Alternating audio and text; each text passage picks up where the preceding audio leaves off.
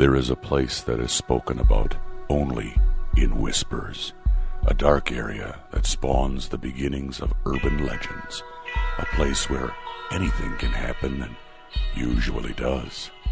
During the light of day, it hides just outside of view, but when the sun goes down, spirits, creatures of the night, roam free, and things do go bump in the night.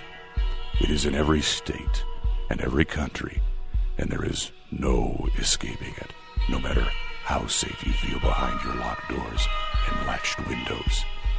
So we invite you to turn down the lights and turn up your radio while we join Dave Schrader and Tim Dennis, your hosts, on a journey into the darkness on the edge of town. Welcome into the best in paranormal talk radio. This is Supernatural News on a Saturday. I'm Tim Dennis in for Dave Schrader, who is being hung somewhere in Vlad Tepes's castle in Romania. No, I'm kidding. He's in Romania right now as we speak. And joining me on this Saturday is one of my fellow cohorts and fill-in hosts on Midnight in the Desert. Ladies and gentlemen, Tim Weisberg. Hi, Tim.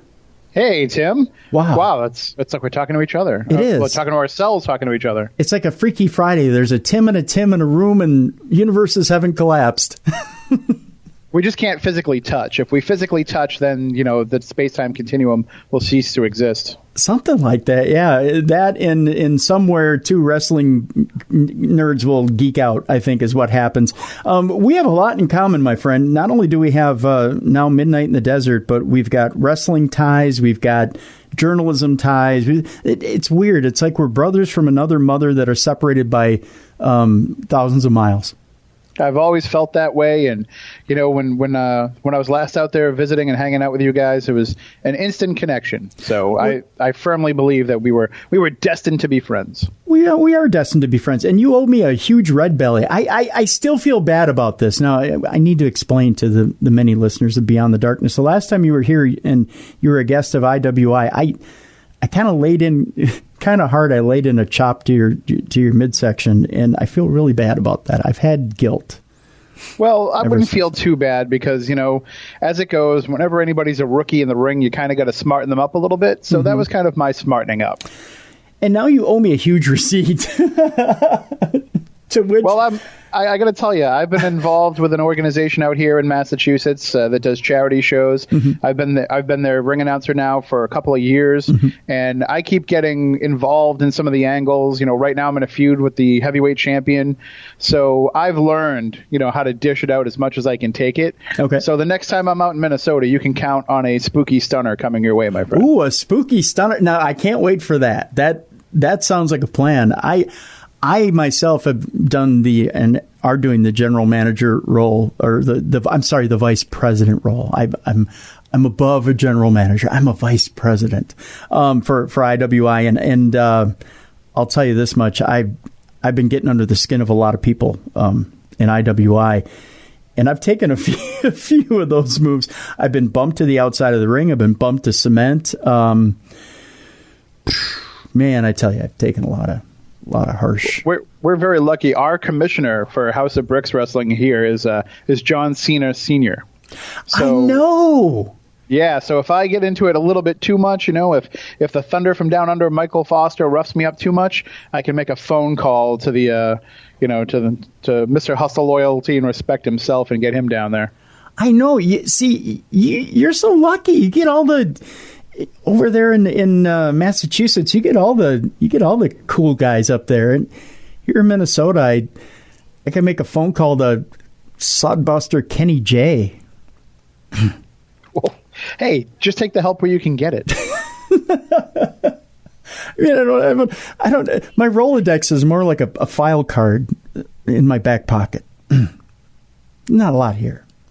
Yeah, well, I mean, the good thing is there's always going to be those fans that no matter what, they're still going to believe, and they're still going to offer to be willing to help you out. It's still real to them. Yeah. I've got some of those too. They send me the messages that say, if it ever gets too much, just give them the signal and they'll jump into the ring and help me out. I'm like, you don't understand how this works, do you? You at least have that. I get, you suck, Tim Dennis. You're horrible, Tim Dennis. I wish you die, Tim Dennis. I get. I would love that. They won't let me turn heel. No. They tell me that I have to play the face role, and I want to do that because I'm not exactly the most dapper dresser when I do my ring announcing. So really? I always get the iron your suit chants. Really? Yeah, and I try and give them back a little bit, but then they're like, no, you're a face. Really? Oh, so. See, I am King Heel, my friend. I am. Oh my God, I'm so jealous. I'm sharpened like iron. I have some of the most witty comebacks, and these people hate me, and I love every minute of it. I can't tell you. I'm a totally different person outside of this show, outside of Beyond the Darkness. If people come to an IWI show, they wouldn't recognize me.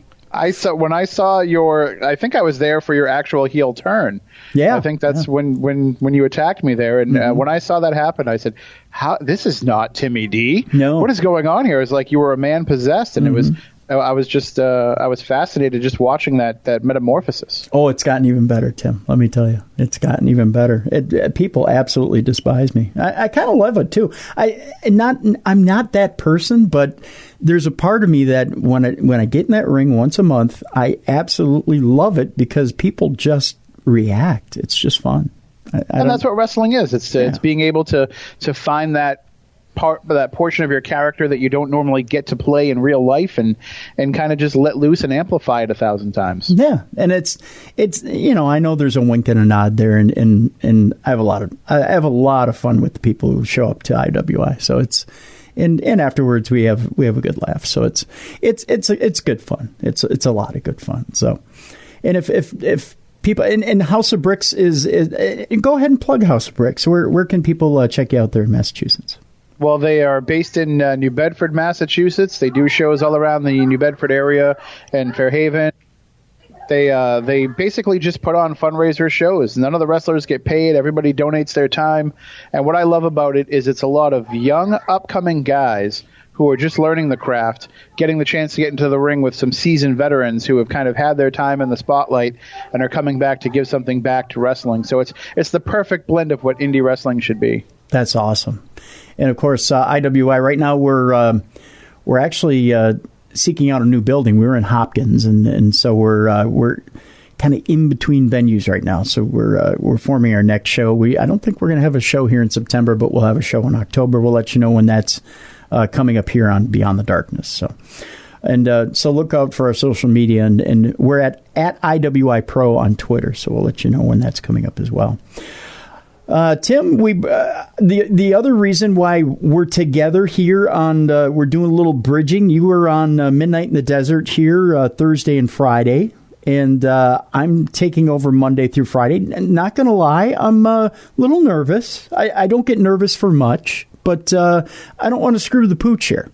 Midnight in the Desert. That was my concern too. Is I'm coming into something that over the last few months, Dave has built into something that is very much needed in the paranormal radio world. It's he stepped into those shoes of Art Bell in a way that I don't think very many other people could do. But he's also found a way to make the show his own. Mm-hmm. So I'm looking at this. Dave has had a few months to kind of build the show in the image that he wants it to be.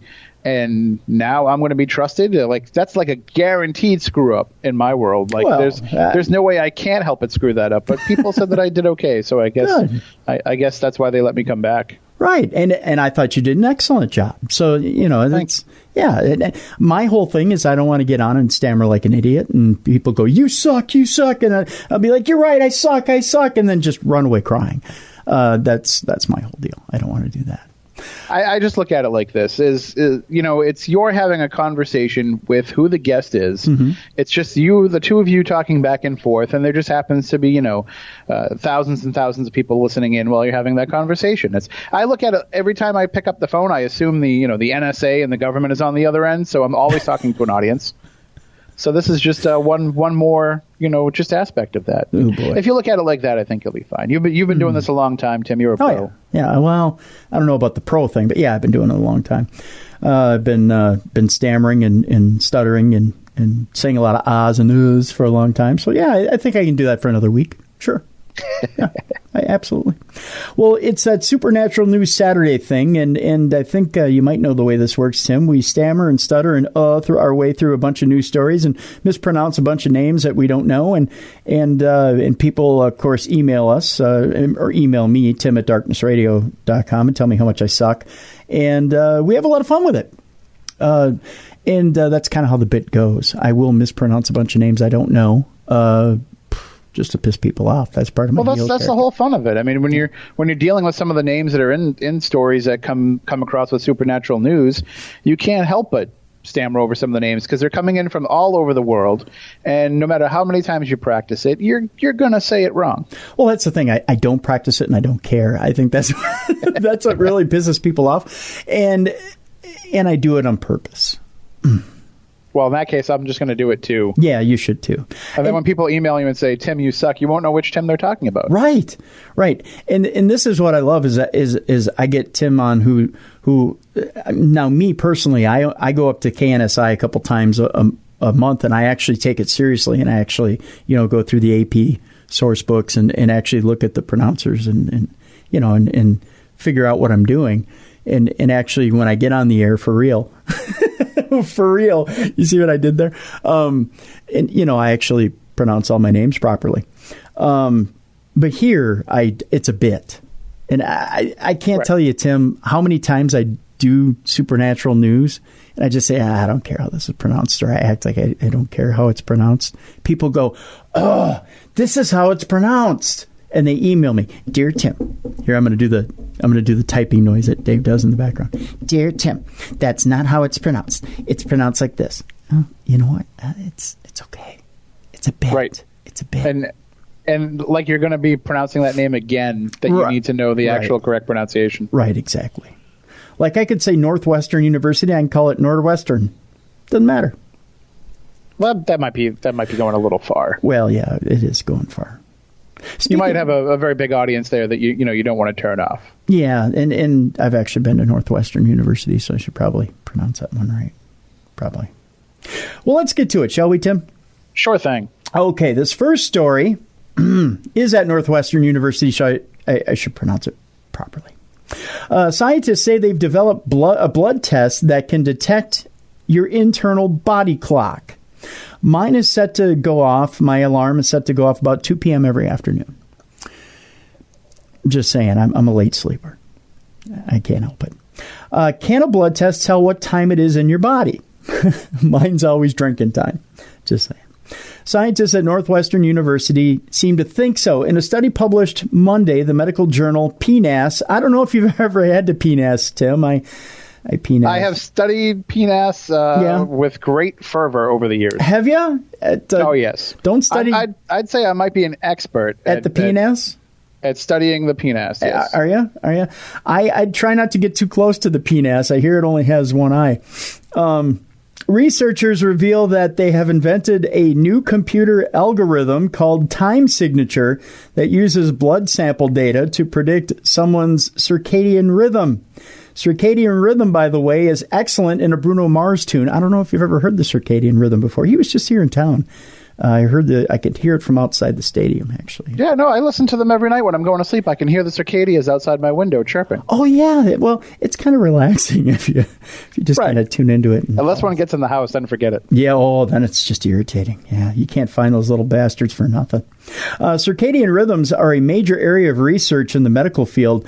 Scientists believe someone's internal clock is a key to figuring out how their body works. The clock can direct hormone release, dictate when someone will feel fatigue, and help control daily changes in body temperature.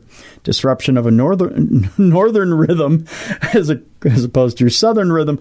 Disruption of a normal rhythm, I can get this down, Tim, I really can, may be a factor in many diseases. Insomnia, heart disease, and even neurological disorders like dementia have all been linked to a misaligned circadian rhythm. Before, we didn't have a clinically feasible way of assessing the clock in healthy people and people with disease. Now we can see if a disrupted clock correlates with various diseases, and more importantly, if it can predict who is going to get sick, said the study's co-author, Ravi Alada. the professor of neurobiology at Northwestern University, in a statement. Time signature was created using machine learning-based methods that looked at real-world data with hundreds of blood samples from about 25 people.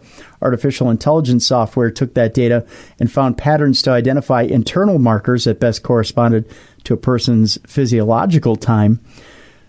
That was very Christopher Walken of me for some reason. Physiological time. Physicians currently have no way of measuring a patient's internal clock. Models have been proposed, but none currently could be used in a doctor's office or hospital, and some models have only been tested on animals. BioClock, for example, a program that incorporates machine learning to predict internal time, has only been applied to data from mice. Molecular Timetable, another algorithm, demonstrated poor results in humans. Others are impractical, requiring frequent blood tests throughout the day. Time signature was tested exclusively in humans. It would only require 2 blood tests, spaced 10 to 12 hours apart, in order to get a fix on a person's circadian rhythm. The algorithm first studied an array of over 7,000 genes, looking at their peak expressions at different times of the day. From these genes, Time Signature found 40 that best went along with the person's circadian rhythm. It was able to predict the time of day based on how strongly those genes were expressed. Have you ever had your genes expressed, by the way, Tim? I have. I've had them expressed like they do with a dog's anal gland. Right. Yeah. It's a little painful, but once you get them expressed, you're good for a couple of months. Comparing it with the actual time the patient's blood sample was taken, that's when they strongly expressed those genes. In those tests of about 50 more patients, Time Signature outperformed all other internal clock models. After taking the blood test, the artificial intelligence program could predict what the patient's personal circadian time was to within 2 hours. If Time Signature works as well as they believe, physicians could know what time it is within someone's circadian rhythm and use it to examine the impact of a disrupted clock on various diseases. The algorithm could also be used to guide when medications could be taken. They may be more effective at certain times. Time Signature won't be used in doctors' offices anytime soon, however, but the algorithm marks an important step in the field. The software is available for researchers to use for free, and Northwestern has filed a patent on the blood test itself, which measures the genes expressed at the time of the blood draw. In the future, if the doctors can schedule their treatment around a patient's internal clock, medical care might improve. So there you go. I like that idea. I like the idea of figuring out exactly what time it is inside your body, because then that means, like, if you show up to work late consistently and your boss is like, if you're late one more time, I'm going to fire you. You produce this time signature and you say, well, I may be late by your clock, but my body's telling me it's 3 hours earlier, so I'm actually ahead of the game here. That's right. And then there you go. Free pass. You can just be late to work for the rest of your life. Yeah, I like it. I'd want to know what time it is inside my body, because basically it feels like it's 100 years than what it actually is. And then let's say you have a small drinking problem. It's 5 o'clock somewhere in your body all the time. It's just an excuse. It really is. Absolutely. A gray man ghost makes an appearance before the major hurricanes, according to a South Carolina legend. The ghost of a gray man is an enduring South Carolina legend that originated on Pawleys Island and dates back more than 200 years. Supposedly, if you see the gray man, a massive hurricane is on its way, but your home will be spared, according to folklore. We got a major hurricane brewing out in the Carolinas right now, and supposedly sightings of the mysterious spectral figure started at around 1822, so hopefully he shows up this weekend. According to the legend, a young man had just returned from the sea and was on his way across the island to ask for his love's hand in marriage, but he was thrown from his horse during a storm and died in quicksand. Well, that's an easy way to go, isn't it, Tim? It's pretty quick anyway. Well, there you go.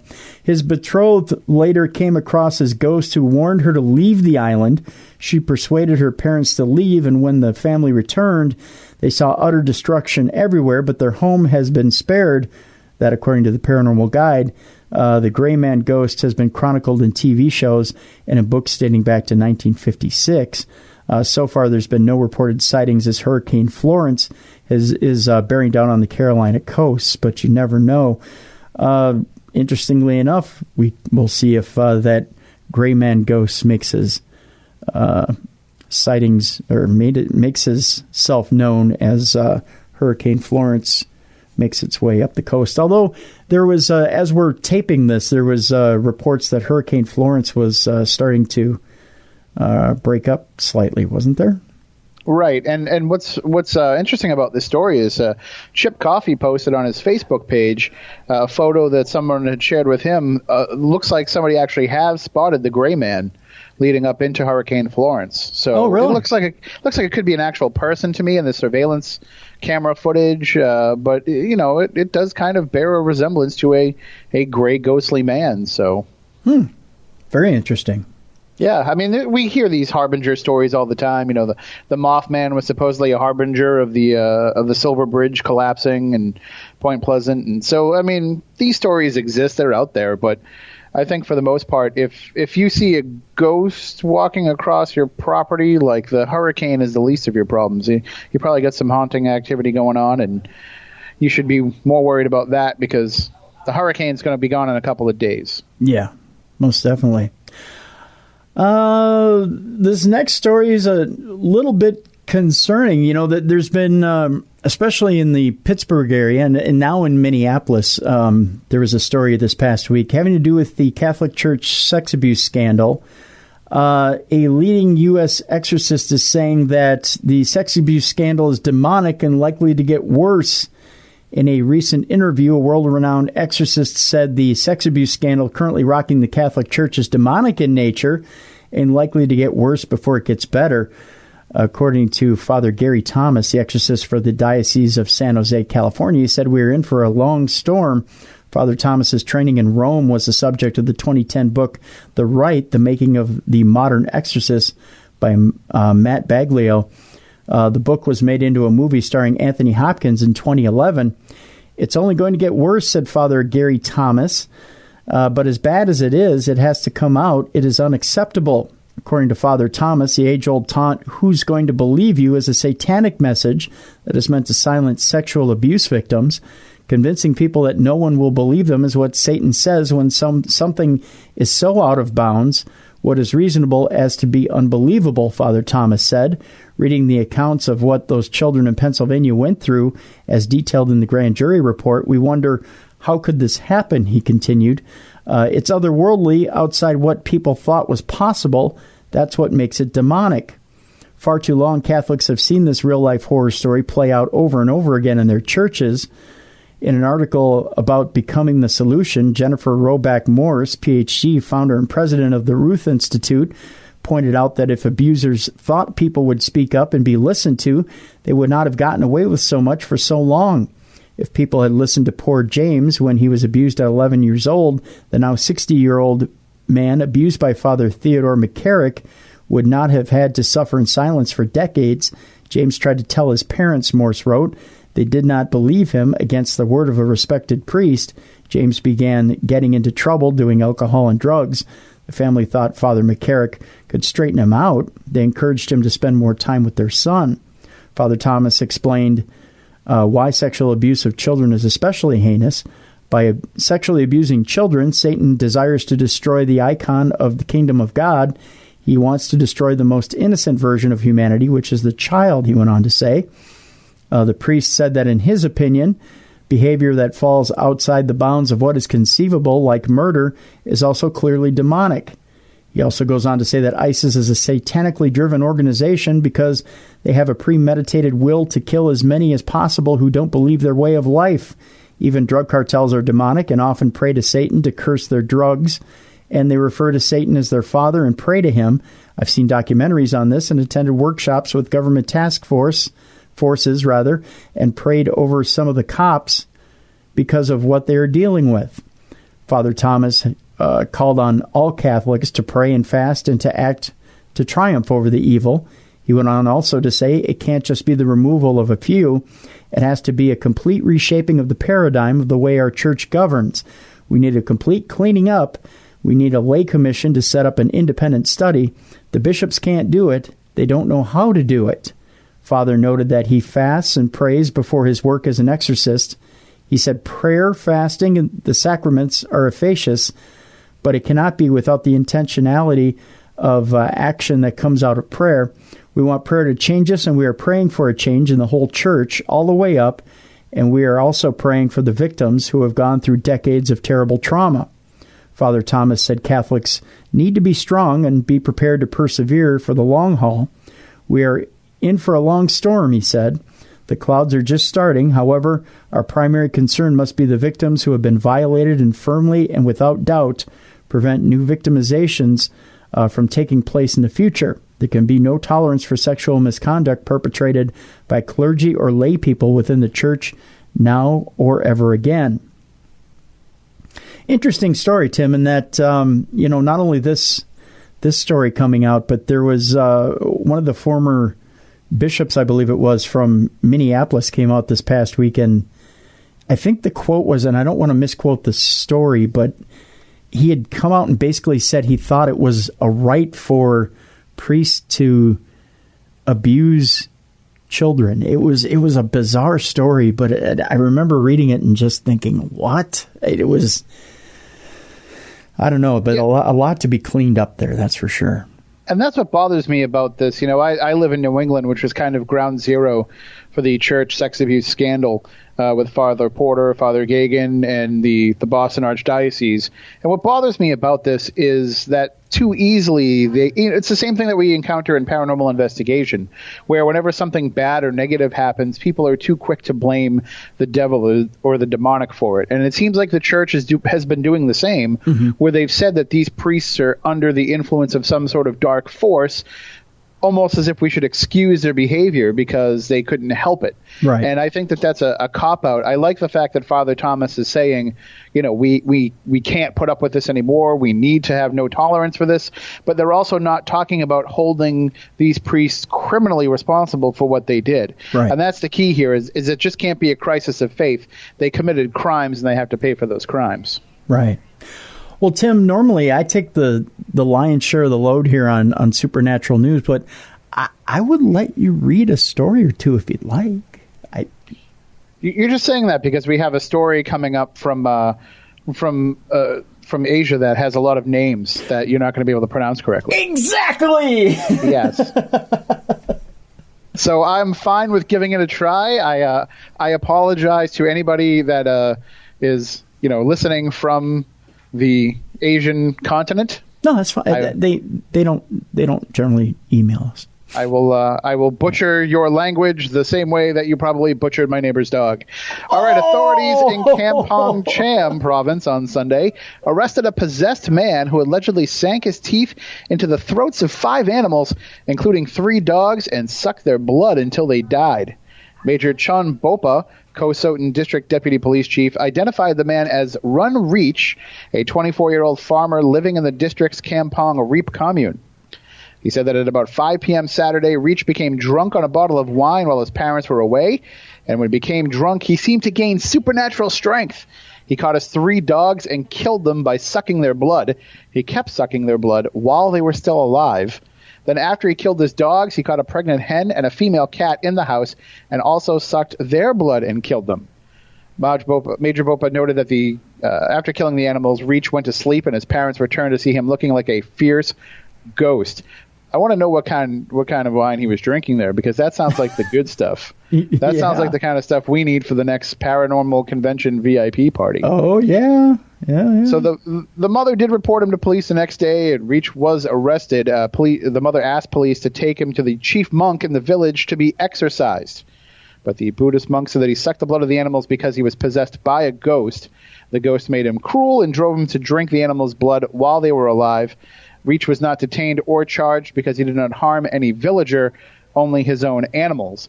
And he added that the man is still staying at the pagoda for further cleansing rituals. The real reason they didn't want to arrest him is because nobody wanted to have to be the one to put him in the cell. After he's torn open the throats of his own dogs, who knows what he's going to do to a stranger. Well, that and he had animals on his breath. I mean... That's the thing is, if you're going to go and, tear open the throats of animals, at least brush your teeth. Yeah, afterwards, It's really gross when you have, pieces of pregnant hen stuck between your teeth. Yeah, it's kind of messy, yeah. But, these are the kind of stories that we hear, though, from some of these remote places, where sometimes religious fear is still just as much on the table as mental illness. This certainly sounds like mental illness to me, but who am I to say? I've never actually ripped open a dog's throat. For all I know, it could be, some sort of an overwhelming urge for some people, but I don't know how you could look at your own animals and do this. If you did it to like somebody's random animal, I could understand that, but not his own. Or a delicacy? That's the thing. It's a pregnant hen. So I'm wondering if like that tastes better than a regular hen. Yeah, or it's more tender. Could be. I mean, then you're getting the hen and the eggs at the same. Wait a minute, aren't all hens pregnant? That doesn't make any sense. I don't know. Hens lay eggs every day. Yeah, maybe. I mean, you're expecting a lot out of them if they're laying them every day. I mean, I thought they laid them on a daily basis. That's what. If I learned anything from Foghorn Leghorn cartoons, it's that hens just spit out eggs, especially when there's a chicken version of Frank Sinatra singing in the hen house. Aren't you a hen pimp? You're like, come on, produce those eggs. I do. I stand right by the hen house, and I'm like, come on, that's all you got? Come on, Daddy needs his eggs. You make Daddy some breakfast. Make Daddy breakfast. Oh, that is so cruel and unusual. There's little babies, and you're like, make me some eggs. Right now, there's pro-animal people out there that are like, did he say that he wondered if eating a dog tastes good? Yeah. I don't know. I'm going to hit the Korean barbecue after this. We'll see what happens. My. How about another one? You want another one? Yes, please. Okay. I'm going to skip ahead a little bit here because there's one here that I particularly liked. Oh, all right. So I'm going to steal this one away from you. Sure. Let me get to it on my. So this story was, we get these stories from all over the world, and some of these stories come from the UK, and the UK news isn't exactly known as being the bastions of professional journalism. Right. There's a lot of very tabloid publications over there in the UK. This one came from the Daily Star. So not to put them down a little bit here, but they probably should have fact-checked this story a little bit before they shared it. Probably. It's a story about a ghost expert named Xavier Hunter, who filmed himself exploring the world-famous Queen Mary, which is permanently docked in Long Beach, California. Tim, you've been there before, right? Oh, yes. Queen Mary? Yep.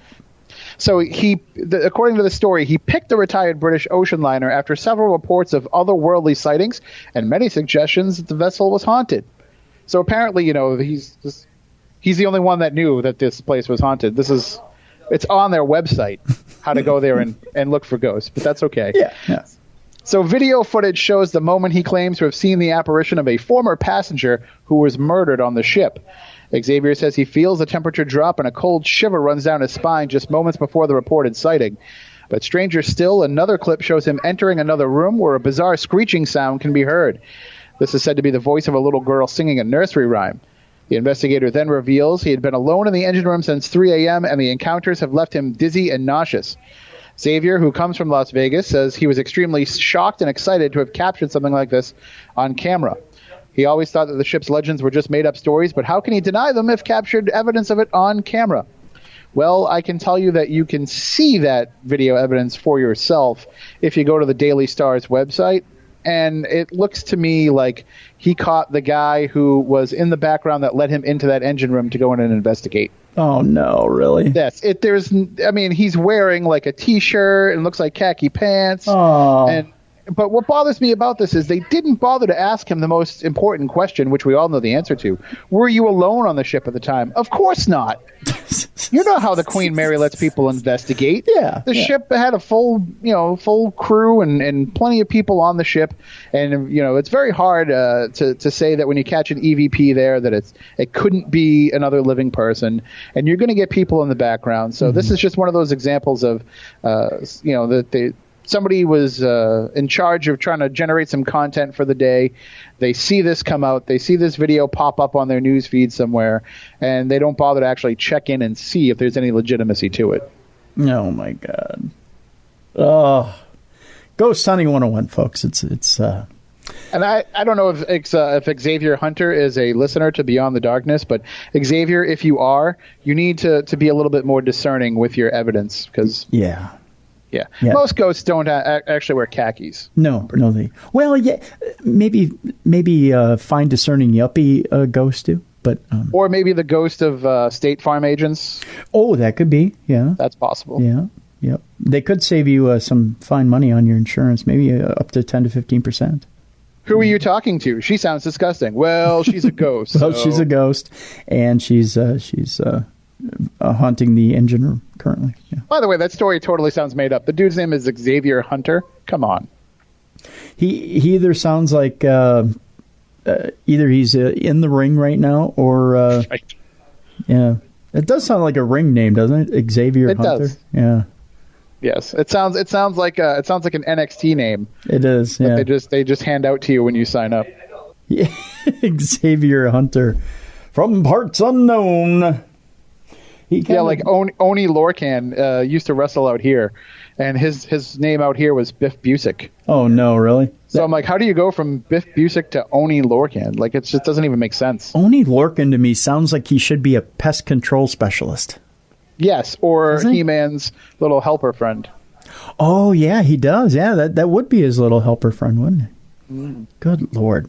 Well, I tell you what, let's take a break right here. When we come back, we'll have more supernatural news for you. We'll talk about all kinds of stuff. We got a Sasquatch story. We got more ghost sightings. And, oh, my gosh, we even have a conspiracy theory thrown in there about MH370. It's all coming up in just a moment here on the best in paranormal talk radio. This is Beyond the Darkness. And welcome back. You're listening to Supernatural News here on a Saturday. Dave Schrader, of course, is having his head put on a pike outside of Vlad Tepes's castle in Romania. No, I'm kidding. It's one of the perks you get when you go on the Romanian trip.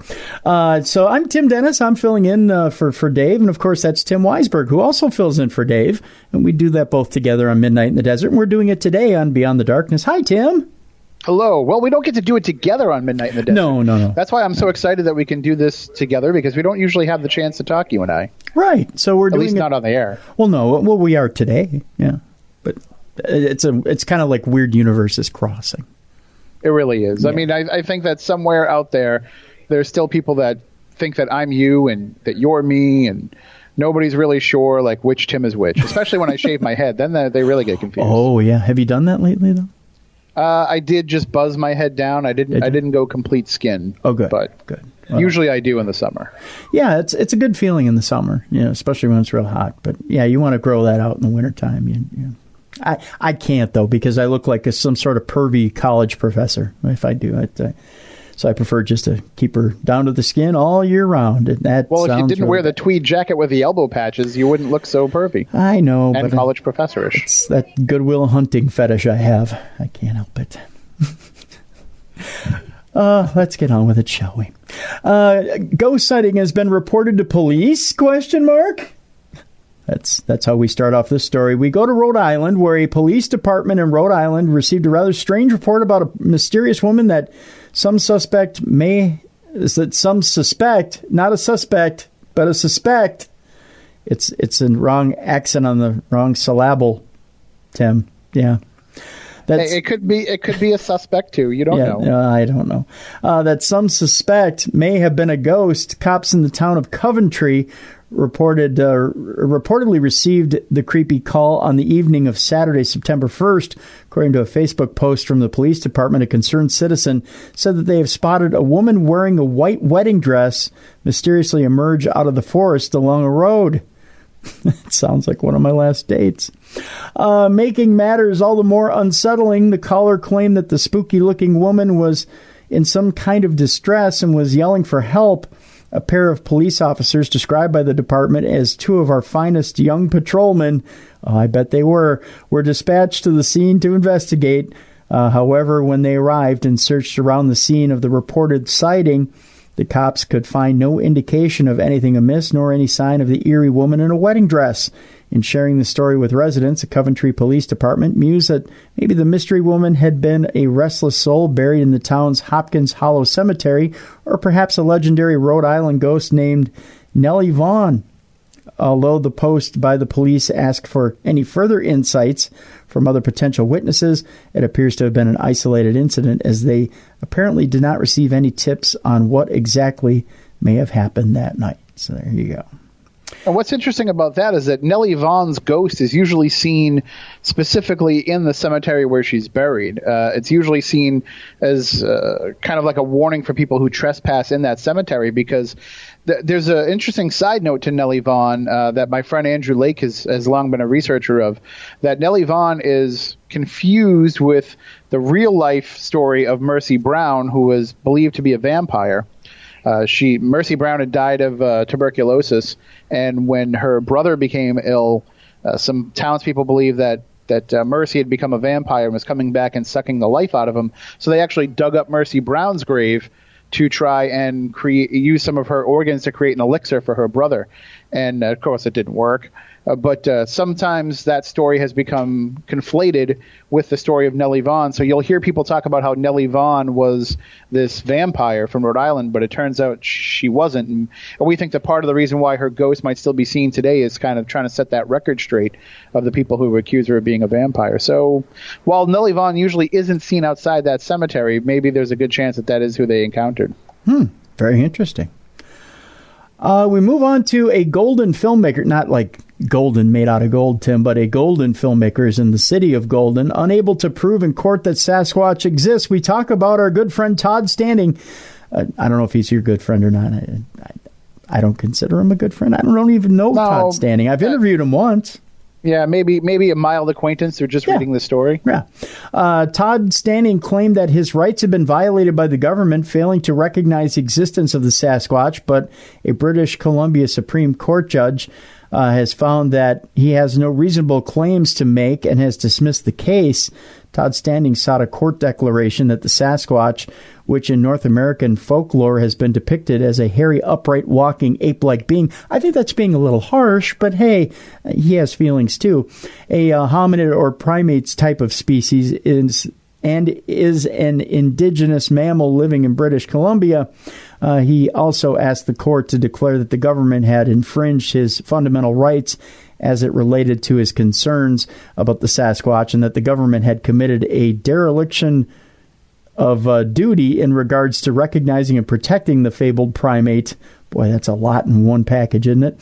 But in a ruling posted online Tuesday, a BC Supreme Court judge agreed with a government lawyer that Standing's case discloses no reasonable claim and should be dismissed.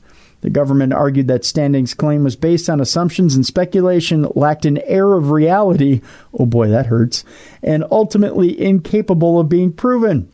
Standing claimed that his charter rights, including his right to freedom of expression and his right not to be subjected to cruel and unusual punishment, were being violated by the government. Boy, they're really reaching on this whole deal, aren't they? He asserted that he was unable to fully impart information and ideas as to specific locations where Sasquatch sightings occur on the basis that there are no safeguards in place to protect the species from being killed. In his ruling on the case, BC Supreme Court Justice Kenneth Ball said the government's non-acknowledgement of the Sasquatch did not in any way prohibit or restrict Standing's ability to express his thoughts, beliefs, and opinions regarding the Sasquatch. Not revealing specific locations where Sasquatch sightings occur is the decision of the plaintiff and in no way infringes upon his ability to espouse his beliefs regarding Sasquatch existence, said the judge. On the facts pleaded, there is no indicator of how the province's action or lack of action restricts the plaintiff's freedom of expression, was the quote from the judge. Regarding the issue of whether Standing was subjected to cruel treatment at the hands of the government, the judge said it was clear that he was not being treated badly. He went on to say, in the case at bar, there is no overt exercise of provincial control over the plaintiff in action. In the sense of the province not recognizing the existence of the Sasquatch is by no means an exertion of control over the plaintiff. On the facts of this case, the plaintiff has not been prohibited by the province from sharing his beliefs regarding the existence of the Sasquatch or from any other action. Standing also claimed he'd been discriminated against on grounds to those enumerated in the charter, namely political or other beliefs, but the judge rejected that argument as well. Troy Hunter, a lawyer for Standing, said he was waiting for instructions from his client and found it hard to comment. He went on to say, "I'm not happy with the ruling. I think there are good grounds to appeal it." A woman who identified herself as Standing's wife said her husband, a documentary filmmaker who produced a film about the Sasquatch entitled Discovering Bigfoot, had been out filming for several days, and while he was aware of the ruling, he had not read it. So there you go. I mean, I think we should try to use this same technique to get, to be able to defend ourselves against people who make fun of us for being involved in wrestling.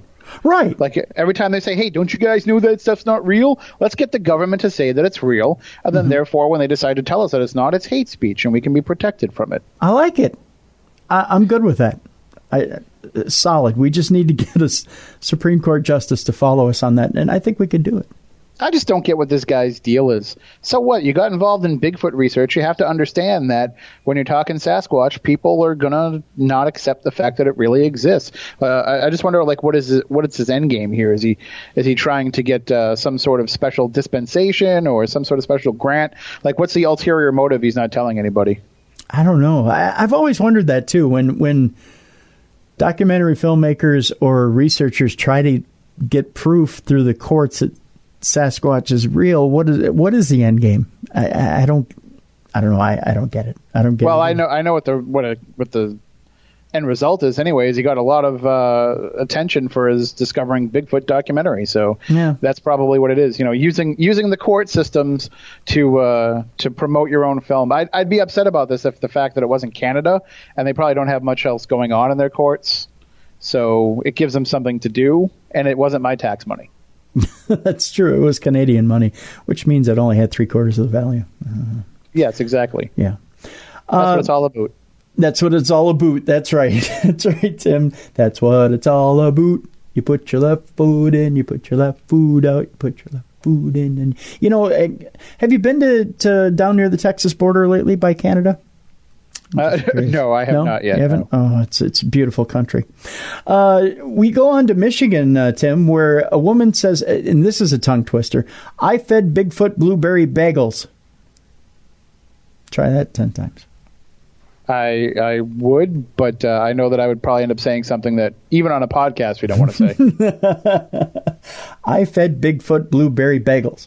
There are new claims of Bigfoot encounters in Siberia and rural Michigan.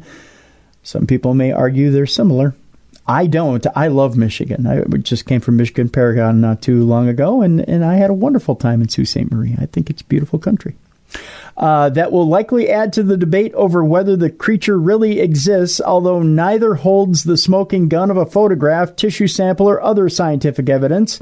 A group of Russians claim a living snowman roams the cold Shoria mountain area of southern Siberia. Meanwhile, a woman in Newaygo County, Michigan, told Discovery News that she had been interacting with and actually feeding a large family of close to 10 Bigfoot-like creatures who live in the woods near her home for the past 2 years. They get fish every day, a bucket of fruit, and a bucket of dry dog food. See, I'm in until the dry dog food. I would totally sit outside this woman's house. This, according to Robin Lynn Pfeiffer, a 47-year-old resident of Newaygo County, north of Grand Rapids. Their favorite thing, she says, is blueberry bagels. If I'm not baking them, I go to different stores to buy them. I'm totally camping out outside her house, Tim. Yeah, I mean, you could certainly, bribe me with a bag full of frozen lenders. I'm fine with that. Oh yeah. Pfeiffer says, I tell them they are feeding the wildlife when she goes and buys the blueberry bagels. She said she has collected casts of many large footprints, but says the creatures are too shy and too clever for her to get a photograph. She describes the big... time out. I got to ask you right now, what is the proper plural for Bigfoot? My grammatic training would tell me that it would be Bigfoots. Really? Yes. Okay, you and I are going to war here. Why is it with the S?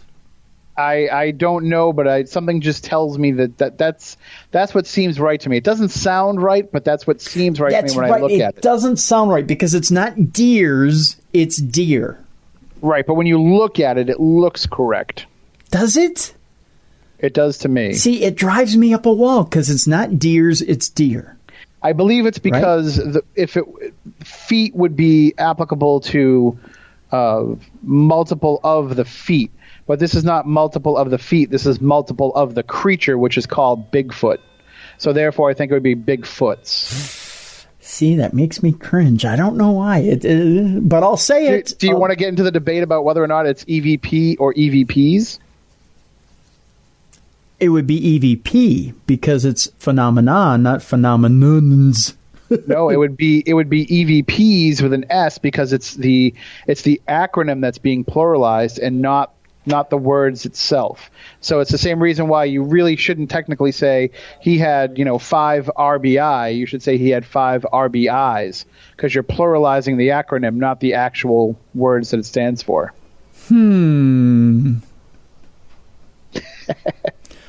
But, oh gosh, you're going to get more emails about this than you have on anything else really? in the history You think? of the show. You think? Oh yeah. Everybody's a grammar specialist these days. Everybody's a grammar Nazi. You're right about that. But don't start with the your, and your.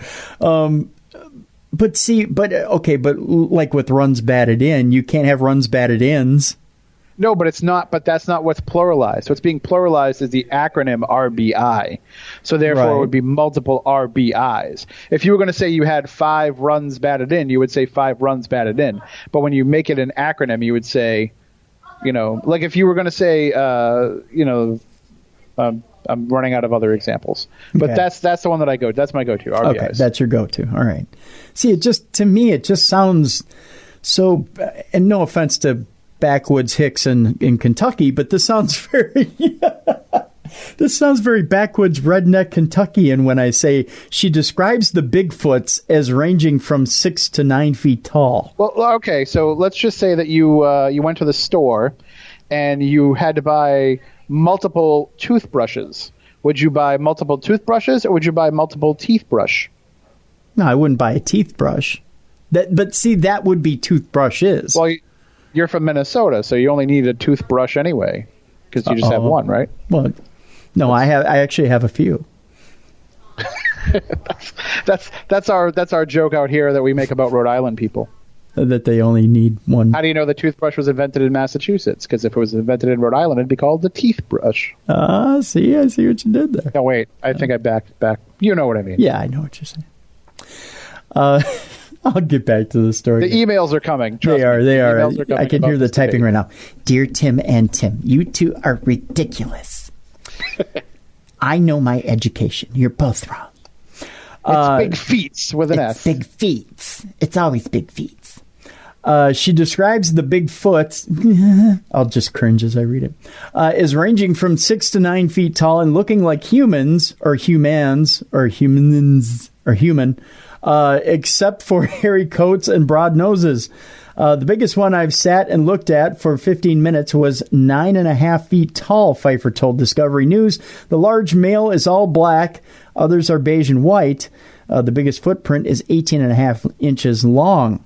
Skeptics say that big claims need big proof, and so far that hasn't happened when it comes to Bigfoot. See, they only use the singular version there, Tim. I'm going to obsess about this now. My OCD's kicking in.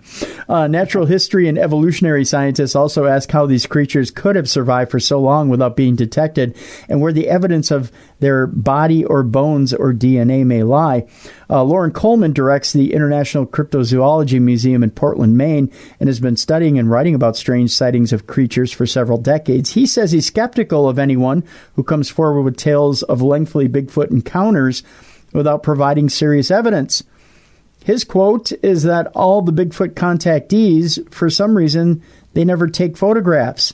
There's a lot of interest in finding these things, but we have to look at the credibility of the people feeding us the stories. I'm always careful of two kinds of people: the debunkers who have no interest, and the true believers who will not bring any critical thinking. Coleman said he hasn't met with Pfeiffer, who is doubtful, comparing her story to people who meet aliens or who meet with aliens from UFOs.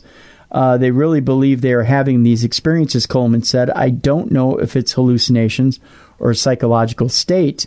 Pfeiffer, however, is convinced her encounters are real and said she realizes that most people will not believe her because of the lack of proof, such as scat, hair tissue, or a good photograph. She says that the Bigfoot clan began visiting her home shortly after she and her husband and her 3 children moved into a 10-acre rural property back in November of 2009.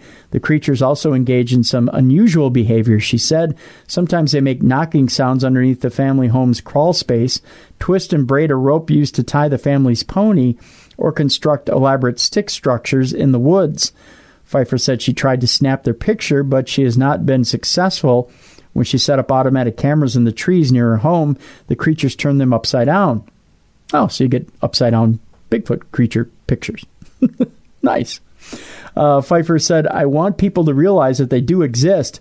They are not aggressive. They are more human-like than an ape, and I'm very protective of them. Michigan has a history of Bigfoot sightings and a network of residents who post their findings on a website. Pfeiffer has been traveling in Russia to meet other Bigfoot believers, scientists and amateurs alike, who gathered in the Kemerovo region recently to talk about the existence of a Russian snowman in the cold Shoria mountain area of southern Siberia. Igor Burtsev of the Moscow-based International Center of Hominology said that after the meeting, researchers from the United States, Canada, Sweden, and Estonia traveled for 2 days to an area that has reported sightings of a large Yeti-like creature. Burtsev said he is 95% positive that he has evidence to prove the creature's existence. Some hair found near a cave entrance, grasses made into a bed, large footprints, and tree branches that form a certain pattern. We were just 2 days in the forest and we found many things, Burtsev said. We found a lot of confirmation that they exist there. Burtsev said he visited Pfeiffer's home for a week in June but did not see any of the Bigfoot creatures. The next step, Pfeiffer said, is to record the creature's unusual vocal sounds. Jeff Meldrum, professor of anatomy and anthropology at Idaho State University, was at the meetings in Russia and has been sifting through the various claims about both the Russian Yeti in southern Siberia and Pfeiffer's story about a Michigan Bigfoot. There's no substance to any of her claims, said Meldrum, who is an expert in the evolution of early hominid gait. If there were 10 to 12 around her home, she should be opening up a museum with all the artifacts. That's what Jeff Meldrum had to say on that. So there you go. Well, I just wonder, Lauren Coleman said that he was, Lauren Coleman offered some information on this. But what if they had talked to multiple Lauren Coleman? Would it be Lauren Coleman? Or would it be Lauren Coleman's with an S? You're just going to get after me about this, aren't you? That's my takeaway from this story. Wow. Is what would you call multiple Lauren Colemans? Lauren Coleman. Yes, I'm going to ask Lauren that and see what he has to say. They wouldn't be Lauren Coleman's, they'd be Lauren Coleman. Or Lauren Coleman's. No, that sounds weird. It wouldn't be Lauren Coleman. It sounds weird, but I think it's grammatically correct. See, I think they'd just be Lauren Coleman. All right, we'll have to ask Lauren. We'll see what he thinks. All right, we'll move forward. An odd ad that lists psychic cat, singular, for sale, Tim. Just one. What if you had multiple psychic cats? Well, they would be psychic cats. We know that. We can agree on that. All right. Right. All right. I've already beaten this joke into the ground. Yeah, you have. Yeah, you've beat it so hard that the Humane Society is out and asking questions. Wouldn't be the first time. I swear that cats love it when I put them in a bag with a concrete cinder block and throw them over a bridge. No. I'm just kidding. I'm a huge cat person. Yeah, you are. If you ever wanted to own a clairvoyant creature, you may be in luck thanks to a bizarre ad selling a psychic cat on the Russian equivalent of Craigslist. Oh, boy, I don't know that you want to ever try and buy anything on the Russian equivalent of Craigslist. I believe it's called Sergei's List. Yes, it is. The strange listing appeared over the weekend on the website Avito? Oh, I guess I was wrong then. Yeah, Avito. And initially with the simple title of Selling a British Cat. No, that's not stolen at all. and did not stand out among the other feline companion offers. However, the price tag for this particular animal caught the attention of users as its owner, known only as Vladimir, of course it was asking for a whopping 5 million Russian rubles, which loosely equates to 75,000 American dollars, Tim. That's it. That's still quite a bit of money. Yeah, it is. The reason for the cat's astronomical cost, he explained, is that the cat possesses an array of magic powers. Chiefly among them, Vladimir claimed, is that it sees ghosts and spirits. How could you prove it? And as such, it can determine their presence in your home, regardless of whether the apparitions are good or evil. Although the ad's translation to English may not be exact, the final line of the listing is rather worrisome as he cautions, you need to deal with it. You need good hands. Which is my new line that I'm going to use on every paranormal investigation from now on. Like when activity starts to happen, I'm just going to say, listen, you need good hands. You need to deal with it. You need good hands. I'm going to start using that in the old dating life. You need to deal with it. You need good hands. That's on my Tinder profile. Is it? Yes. You need to deal with it. You need good hands. It will be by the end of this show. Oh, good. I want to see that when you're done with it. On Tim Weisberg on Tinder, you need to deal with it. You need good hands. You know what I'm saying? And you'll need both of them. Yes, yeah, absolutely. You might even want to ask a few friends to come over and lend you a few hands. Wow, that's huge. That's what she said. To our everlasting appreciation, some Russian media outlet managed to track down Vladimir and reported some additional details about Sibgeo, the psychic cat. That's the name of the cat? Sibgeo? Sibgeo? S-I-B-G-E-O. Sibgeo, I guess. I guess. Yeah. According to him, the animal revealed its unique nature when Vladimir was looking at buying a house and brought the feline along to look at one prospective location. It was there that the animal acted strangely, and it was later learned that at the home, the grandmother lived a bad life, which Vladimir believed was being conveyed by Sibgeo's odd behavior. Musing, he felt it and warned us in this way. As to why Vladimir would want to give up such a gifted animal, his reasoning was rather suspect, as he simply said that he felt forced to sell the animal because he is moving from a spacious piece of land to a more restricting apartment. While we applaud his commitment to make sure that Sibgeo lives the best life, one can't help but feel that the excuse is somewhat flimsy, considering that we're talking about a psychic cat here. Regardless of that, and oddly enough, should Vladimir's ad prove successful in netting the exorbitant sum, he'll actually be the second such individual to pull off such a feat in the last year, as another psychic cat in Russia sold for, $83,000 back in January of 2017. With that in mind, the decision to part with the mystic feline makes a bit more sense, since apparently there is a seller's market when it comes to psychic cats in Russia. I mean, it sounds like Sibgeo is a great deal. I mean, he's coming in at $8,000 less than market value for a psychic Russian cat. Do you think there's like a psychic cat seller's guide out there, like a comic book price guide, where you just go to it and you figure out how much your psychic cat is worth before you sell it? Yeah, there's probably varying degrees based on, whether or not they're clairvoyant or they're clairaudient. You have to ask the cat to find out exactly which way they go. But, I mean, cats are notoriously just jerks. So if you brought a cat into a strange house that it's never been to before and it acted funny, what does that tell you? Like, my cat would act funny if I took him from one room to another, let alone brought him to a different house. And all animals can supposedly detect spirits. It's not worth $75,000. No. Also, I'll sell you a psychic hamster for a third of that. A psychic hamster. Yeah. It's every time that he sees a ghost or a spirit, he has to run into his wheel and try to run away. Oh yeah. Oh yeah. Yeah. Huh. I'll give you $125 for it.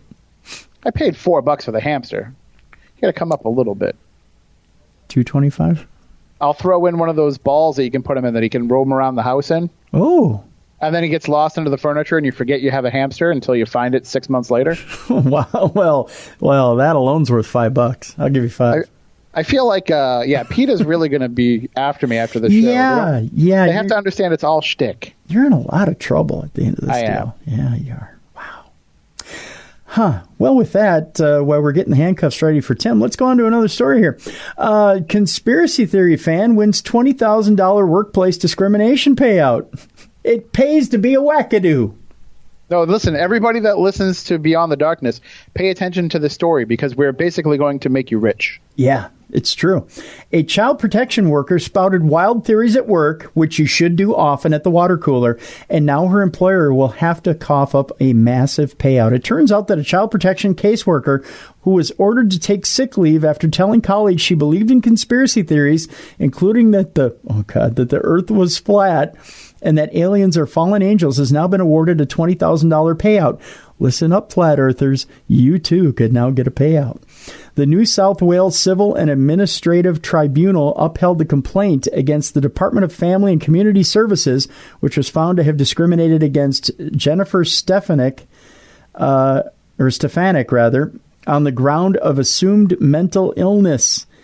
NCAT ordered the department to pay Ms. Stefanik for pain and suffering. The incident occurred on June 2016 after two coworkers raised concern that Ms. Stefanik's manager over conversations in which she talked animatedly, that's a word, about various conspiracy theories. Have you heard about the meteorite that is going to hit the Earth in November? She went on to say, it's a big conspiracy. It will hit the Earth, and all the world leaders know about it, she allegedly said to a colleague on a tea break. The other employee gave evidence that Ms. Stefanik made a number of statements about various conspiracy theories that she was, quote unquote, into. She said, I believe the Pope of the Catholic Church is a Jesuit. Meaning Pope Francis is, in fact, a Jesuit. There is which he is. Yeah, which he is, yeah. Quote unquote, well, you get $20,000 for that, Tim. There you go. Here's another one. Quote, there is a planet, something 44, that is coming close to Earth, and it will cause a polar shift. There is a large hadron collider, and it is in Scandinavia, and it was switched on the other day, resulting in shutting down the atmosphere. You get $20,000 for that, Tim. See, that's what bothers me about this story. I'll hold off until you get into some of these theories that she's put out there. Yep. Here's another one. Another one she espoused at work. There's a government conspiracy to hide this information from us. Some people question whether the earth is flat. I believe some stories about aliens being fallen angels. These fallen angels were kicked out of heaven, and some are buried in the earth's core. Some are walking around on earth and are here to make us confused. Fallen angels came to earth and bred with humans, and that created giants, and some of these are between 12 and 30 feet tall, and there's proof of this. This happened after a flood. The coworker said she was very concerned by the comments, which gave her the strong impression that Ms. Stefanik was somewhat disturbed and led her to question whether she should be working with vulnerable children and families. On June 2nd, Ms. Stefanik's manager, Megan Beckett, sent her an email saying she had been informed of recent conversations you've had with other staff within the CSC, and based on these conversations, I have concerns about your well-being. To ensure the agency's duty of care to yourself, other employees, and clients is upheld, I'm directing you on sick leave effective immediately, she said.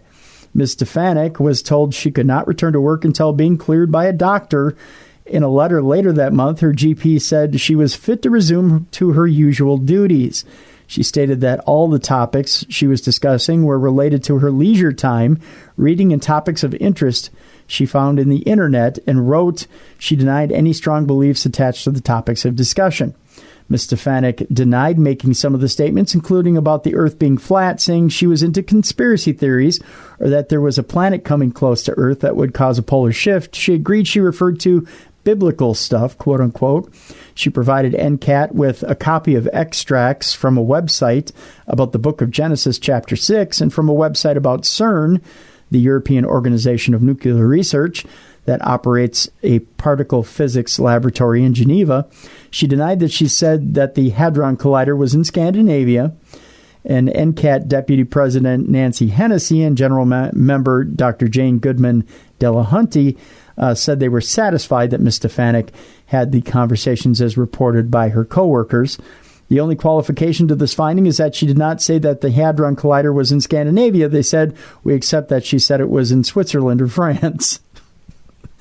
The panel said that while it was not strictly necessary for us to decide whether Ms. Stefanik did in fact have a mental illness, it had chosen to make that finding because it affects the application of the differential treatment test based on the assessment of Ms. Stefanik conducted by Dr. Samara Singh, which we did not understand the department to be challenging. We find that the discussion of conspiracy theories was not symptomatic of any mental illness, they said. The department argued that any employee who had the same conversation about conspiracy theories would have received the same treatment regardless of any concerns about their mental health. NCAT said with respect that reasoning is not logical as inevitably Ms. Beckett would have assumed that another employee who had animated conversations about conspiracy theories would also have had a mental illness. We are satisfied that one of the true or genuine bases or the real reason for making the direction was that based on the conspiracy theory conversations, Ms. Beckett thought Ms. Stefanik had a mental illness, they wrote.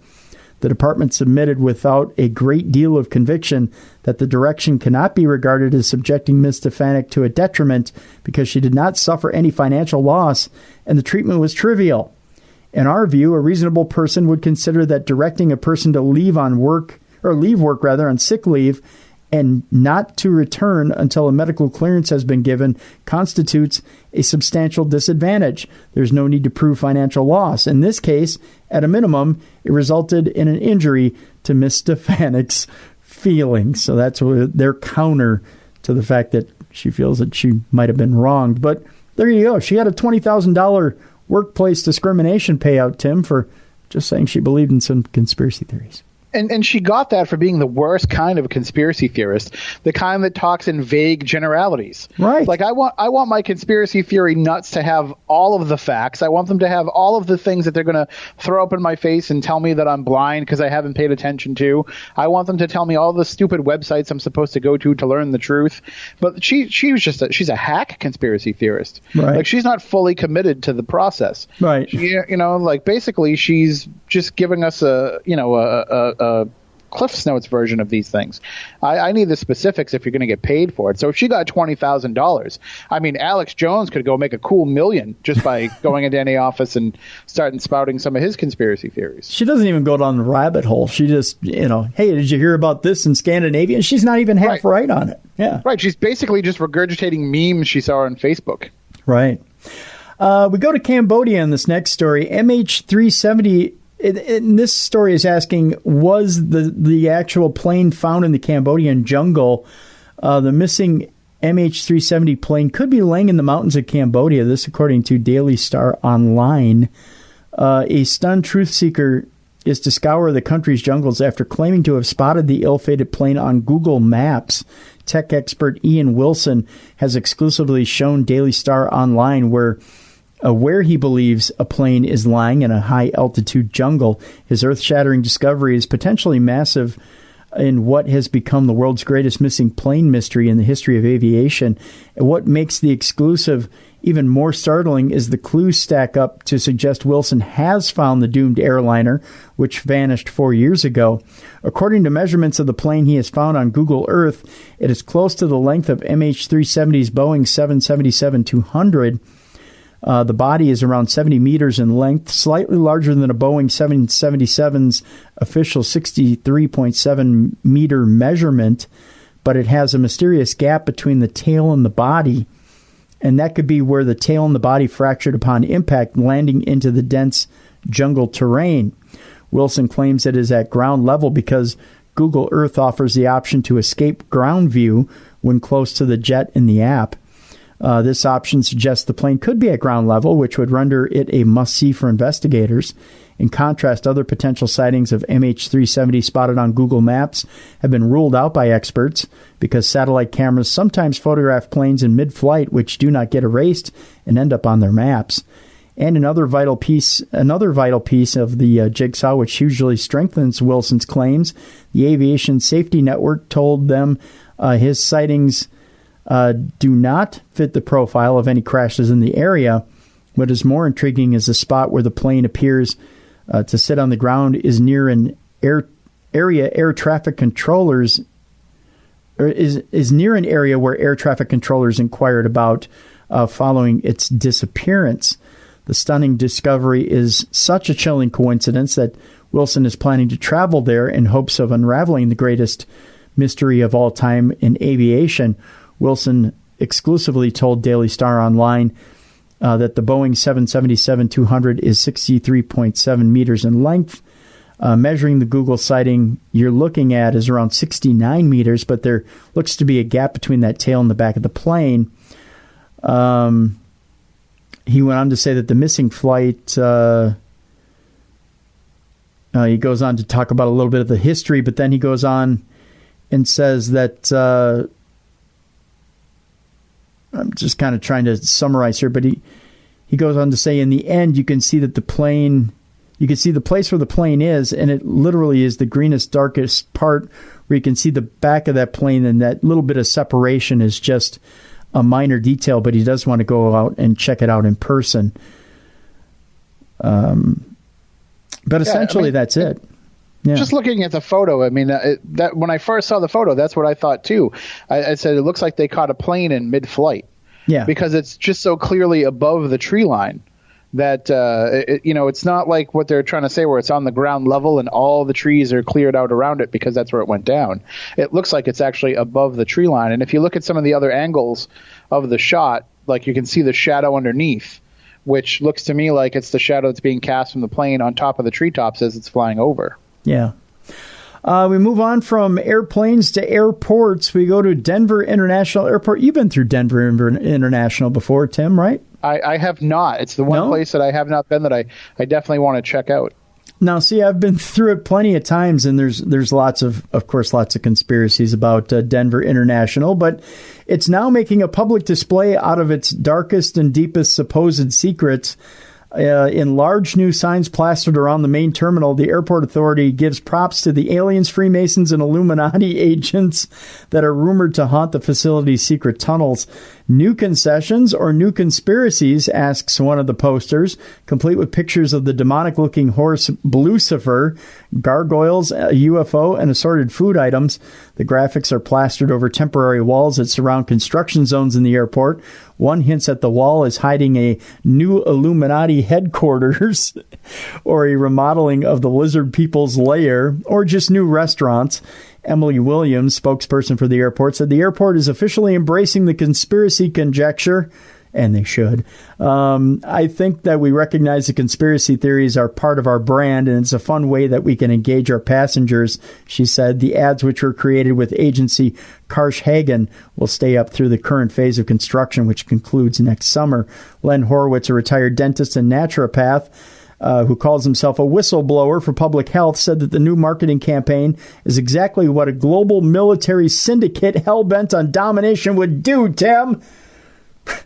He says, it's right in your face. They've taken all the quirkiness of those who are considered foolish conspiracy theorists and conspiracy theories and blended it into their mixture of propaganda for damage control, he said. It's new. It's a very unique thing. Interestingly, the new marketing campaign doesn't try very hard to diffuse the theories.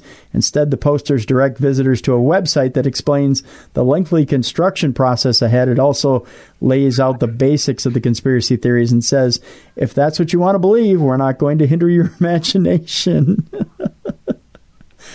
I think it's funny. You know, when you go through Denver International, it's got a few things that look unusual, but I don't know. I don't know that there's much to it. But yeah, right. But there's nothing wrong with embracing the marketability of it. You know, if it's something that you can do to, you know, kind of spice up and jazz up while construction is going on, or maybe, you know, open up a conspiracy theory, gift shop at some point, or, you know, something along those lines. It's okay to take the hokey nature of something and play it up for your own benefit, and also just for the entertainment of the people that are coming through there. Sure. Did you want to take the next one? Sure. Okay. Well, this is because you're afraid of this story because of what it's all about. How do you do with haunted dolls? I'm sure you've been around your fair share of them. They don't scare me in the slightest. They don't me either. No. I actually have one coming to my house this week, so. Are you talking about a girl or a doll? A haunted doll. Oh, okay. Claire the Haunted Doll is coming back to my house before the Plymouth Paracon, so nice. I'll be in charge of her once again. But a haunted house has become a home to a doll possessed by a North Wales witch, a cursed chest, and an ancient mask as ghost hunters attempt to create the UK's biggest paranormal attraction. Investigators, the Haunted Hunts, have filled a 15th century manor house with a number of spooky items to create an experience like no other. The old hall at Tatton Park in Cheshire already has a reputation for being haunted, with visitors reporting heavy footsteps, disembodied voices, and sinister shadow figures. Lead investigator Danny Moss said Tatton Old Hall has a long reputation for being one of the most haunted locations in the country, and they'll be putting their haunted collection in it, including the Grace doll. So it'll be interesting to see what happens, as they are honestly some of the most haunted items in Britain. It will give people the chance to experience a paranormal investigation, but on a different level. People will get to experience the spirits that reside in Tatton Old Hall, as well as the other entities that possess some of these items. One of those items will feature the Grace doll, which the team believes has a spirit attached to it from, I'm not even going to try to pronounce where it's from. She's the most haunted thing that they've ever come across. They believe it's possessed by the spirit of a witch who gained the attachment in Ruthin. She is locked in a glass box and is deemed to be dangerous. When they moved her into the hall, they asked, what are you, when a recording came back saying evil. And when they asked, are you the same voice, it said Tatton. Or where are you? It said Tatton. Other haunted items in the house will include Bob the Clown Boy, 2 dolls found in a murder house, a Lambella African ritual mask, and a chest. Moss said that Bob the Clown Boy was found in an attic of a house, and the boy of the family was actually grounded by his parents for claiming the doll's legs were moving on their own, but then a week or so later, the mom saw it happen. We also have 2 possessed dolls from the Winnets murder house in Derbyshire. They are extremely haunted. They are found in a house where a couple were murdered in the basement in the 1750s. The second most haunted item they have is the Lambella African tribal mask, which they believe was put on dead bodies, and the spirits then would inhabit the mask. They also have a chest with strange markings that dates back to the 1800s. The family that owned it went through spells of bad luck, and the day they brought it back, in May, they almost had a car crash. They've had it at their headquarters for a while, and sometimes you can hear knocking from inside the chest and some weird noises coming from it. The Haunted Hunts team hopes the venture will become as big as American ghost hunter Zach Bagans' Haunted Museum in Las Vegas. Bagans, who stars on the TV show Ghost Adventures, has items including the propulsive chair from Michael Jackson's Death Room, and the attraction has become world famous. So here's what's really happening here, Tim, is they're hoping that Zach Bagans sees this story and then sends them a blank check to send all of these items to his Haunted Museum in Vegas. Ah, yes, probably. I mean, some of these stories sound pretty good, but they also sound like very similar tropes that we hear about other items around the world. Yeah, I would agree with you there. Absolutely. Also, Bob the Clown Boy is going to be a nickname for somebody coming up here. I'm gonna steal that and give it to, it doesn't even have to be somebody named Bob. No, it's and Bob the Clown Boy, if you look at the picture, is just the cutest little doll ever. Yeah, I'd have no problem if that thing came to life and told me it was going to murder me. No, I'd just laugh at it and be like, ha ha, oh, Bob the Clown Doll. Oh, come here and stick me with that knife, you little guy. That's you. Just Bob the Clown Doll being Bob the Clown Doll. Oh, Bob the Clown Doll.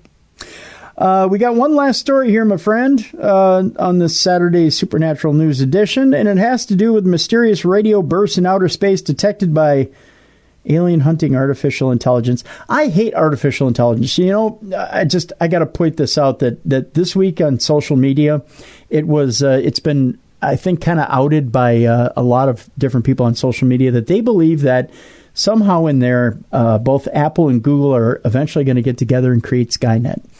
And it was after the reveal of the new iPhones that people now believe Apple is becoming Skynet with the different technology that they've revealed with the iPhones this week. Makes sense to me. Yeah, that's why I have Android. Really? See, I've got I'm holding an iPad right now, and I have iPhone. So, and even though I harp about Skynet in a joking way, I think it's happening. I think I'm holding the beginnings of Skynet in my hands right now. But it turns out that E.T. may have been trying to phone home, but new evidence suggests that he may be now trying to reach us. Ooh, this might be scary. Unusual and mysterious radio bursts have been detected 3 billion light years away from Earth thanks to an artificial intelligence program at SETI. Researchers at SETI used a machine learning algorithm to uncover 72 new fast radio bursts previously unidentified.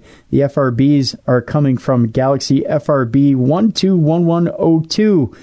I know I tuned that into my radio the other day, and I totally missed them as well. When combined with the 21 FRBs previously found on August 26th of 2017, the total now comes to 93 new FRBs discovered. Somebody's really asleep at the wheel over there, aren't they? I was just saying. Not all discoveries come from new observations, Pete Worden, executive director of the Breakthrough Initiatives SETI project, said in a statement. In this case, it was smart, original thinking applied to an existing data set. It has advanced our knowledge of one of the most tantalizing mysteries in astronomy. This work is only the beginning of using these powerful methods to find radio transients. Transients, said Gary Zhang in the statement. We hope our success may inspire other serious endeavors in applying machine learning to radio astronomy. It's still unclear what is causing the FRBs, with SETI describing their source and mechanism as mysterious. Theories include highly magnetized neutron stars blasted by gas streams near to a supermassive black hole, which makes me think of farts. I'm sorry. That just does. To suggestions that the burst properties are consistent with signatures of technology developed by an advanced civilization. What makes the FRBs that are emanating from FRB 121102 interesting is that these are usually one-time events. Sorry, farts. However, FRB 121102 has been unusually active since it was discovered in 2012, and with researchers calling it a repeater. You can keep thinking along the lines I am. Definitely am. Oh, yeah. The researchers used the scientific program Breakthrough Listen to help go through 400 terabytes of data and find the 21 bursts. That's a lot of them, which were all seen within 1 hour, suggesting that the sources alternate between periods of frenzied activity. Frenzied activity, Tim. Frenzied. Sounds like a can of beans was had. Oh, yeah. So there you go. Lots of bursts. I wonder if you can hear those with the Sea Crane SETI Edition radio. I'm sure you can. If you tune in, it's just a lot of out there in outer space. So there you go. That's this edition of Supernatural News. When we come out outside the break, we'll have your Parashare stories. We got a lot of phone calls this week from you on our Voices from Beyond line. If you want to contribute, and you can contribute for next week, 651-300-4977 is the number. Once again, 651-300-4977. We'll play your phone calls. We'll read a few of your stories, too, after the break. Tim, I want to thank you very much for joining us this week on Supernatural News. And again, when people want to listen to you, they can listen to you on Midnight in the Desert at midnightinthedesert.com when you fill in for Dave. But also, you're on Spooky South Coast. And how can people listen to you on Spooky South Coast? Yes, we air Saturday nights, 10 to midnight. You can catch us rebroadcasting on Dark Matter. And, of course, you can find our YouTube videos and our podcast all at SpookySouthCoast.com is the best way to find out everything. Thank you for having me. This was a blast. And I'm not just saying that because of the fart jokes. Oh, well, there's that, too. All right. Thank you very much, Tim, for being with us. Tim Weisberg, everybody from Spooky South Coast and from Midnight in the Desert. When we come back, your phone calls, your emails on Parashare right here on the best in Paranormal Talk Radio. This is Beyond the Darkness.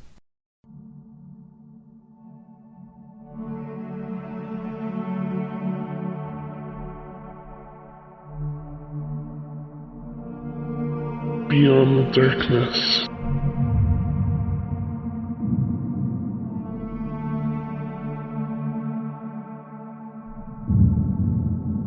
Welcome back, everybody, to the best in Paranormal Talk Radio. This is Beyond the Darkness, and this is our Parashare segment, second half of Supernatural News and Parashare on a Saturday.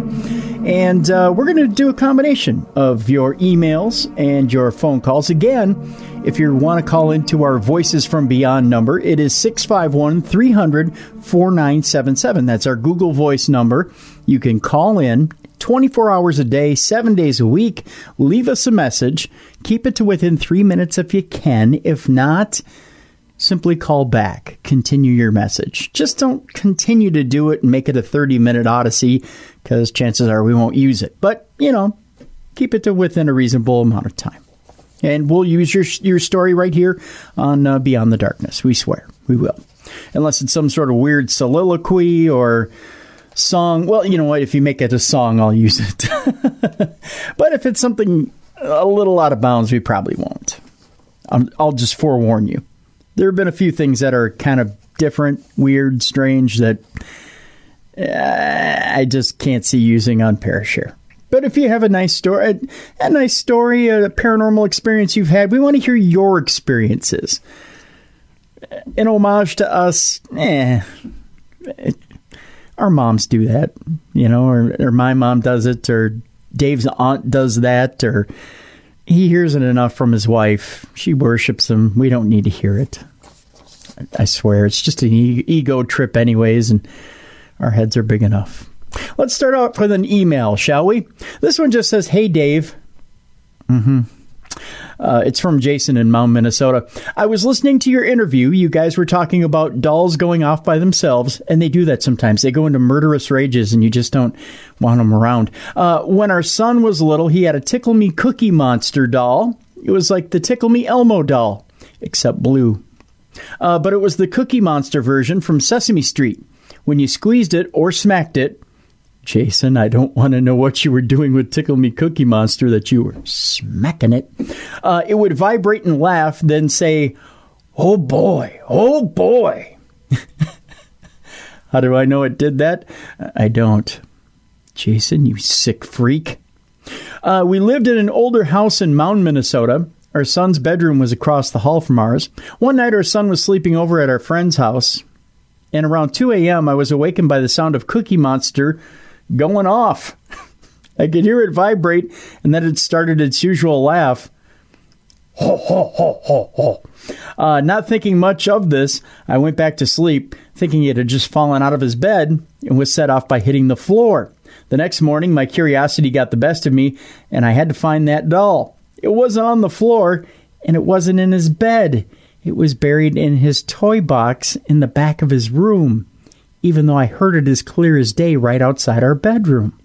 My wife didn't believe me when I told her what happened. Then it started showing up under my pillow. She still didn't believe me, but she really doesn't give much thought to the paranormal. It only took 3 times before I tossed it in the garbage. I don't blame you, Jason. He says, I also would hear people running up and down the stairs, lights turning on by themselves, and the TV turning on by itself. We moved after about a year. On a side note, Mound is known for its abundant Indian burial mounds. I know that for a fact. My friend used to hear tribal drumming in her garage, and when she would investigate, it would stop. She also woke up a few times to an Indian woman staring at her from her bedroom mirror. Well, that's kind of spooky. She's a very honest person and would never make something like this up. Love the show. Signed, Jason in Mound, Minnesota. Well, thank you, Jason, and we appreciate the email. And good call on the evil Cookie Monster. We don't blame you for getting rid of that. We got a phone call. Let's go now to Zach Hudson in Eugene, Oregon. He's had a couple of experiences, one with a Bigfoot and one with a UFO.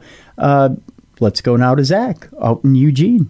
What is up, Tim and Dave?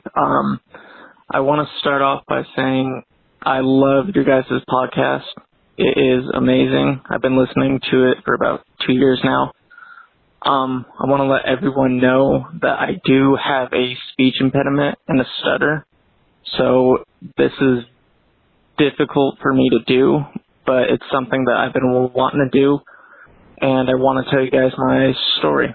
So I live in Eugene, Oregon, and I had an experience a couple years ago about Bigfoot. We were camping out in Whitaker Creek, and we were out in the woods about 11 p.m., and me and my buddies were just hanging out, and we heard something in the bush there, and we all kind of got spooked out, and we were looking at it, and we couldn't see anything. But then when we all stood up and started walking towards it, we heard a loud snapping sound, and we freaked out. We got into the car. One of my buddies stupidly took a 22 and shot at it. And that was stupid because, that could have been a person or anything. Luckily, it wasn't.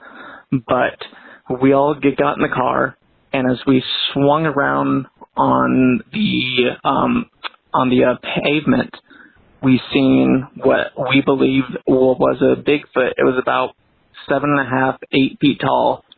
And this pavement is probably 10 feet wide, maybe 12 feet wide. And it took 2 steps on the pavement, 1, 2, and it was right over it. And then it goes up this, mountain ridge that is, almost a 75-degree angle. And it just climbs it, and just boom, boom, boom, and it's gone. We don't see it for the rest of the night. We were pale as a ghost, and it was probably the craziest thing I've ever seen. And then I want to tell you, I had a UFO encounter where I believe was probably about 6 years ago or so out in a small town called Coburg, Oregon. And we were walking down the road about 2 a.m. and we seen this bright light, and it just flashed over the mountains, and we didn't know what it was. I personally thought it was a UFO, just because I believe in it. However, I was talking to my dad, and he thought it was the Northern Lights, because they do that every however many months it is, or whatever. And so I thought that was pretty interesting. And that's pretty much all the paranormal and UFO stuff I've encountered. I want to say thanks again for letting me share, and I apologize for anyone that has a hard time understanding me. Dave and Tim, you're awesome, and I want to let Dave know that thank you for talking openly about suicide and depression. It has helped me a lot, actually, in words that can't be explained. You guys are awesome. My name is Zach Hodson. Thanks again. Bye. All right. Thanks, Zach, for the phone call. We appreciate it. And hey, you know what? I think you did great with the phone call, buddy. I really do. And thank you very much for the phone call. And thank you for the compliments to Dave for the messages on depression and suicide. We do what we can to reach out to everybody out in our community, in the paranormal community, and elsewhere. Anybody who's listening, because we do really love all you guys out there. And that's, we don't say that as a gimmick. We really do mean it. We really do love all you out there. And we are concerned about everybody out there, every single one of you. And we really do want you to reach out. If you're feeling lonely, if you feel maybe you're not having the best time out there, you're not getting along, please reach out to someone out there. There is the National Suicide Hotline out there. There are people out there that are trained to help you out there. If you feel like you're kind of slipping at the end of your rope and you need some help. And we want you around for a very long time. Life is so short as it is. And we need you here. We need you here. Your family needs you. Your friends need you. Dave and I need you. So please get some help if you feel that urge, or you feel that call. It's not the voice that you want to listen to. We need you here. So please, if you feel like you do want to end your life, call the National Suicide Hotline. Call for help before you do anything. But Zach, thank you very much for calling today.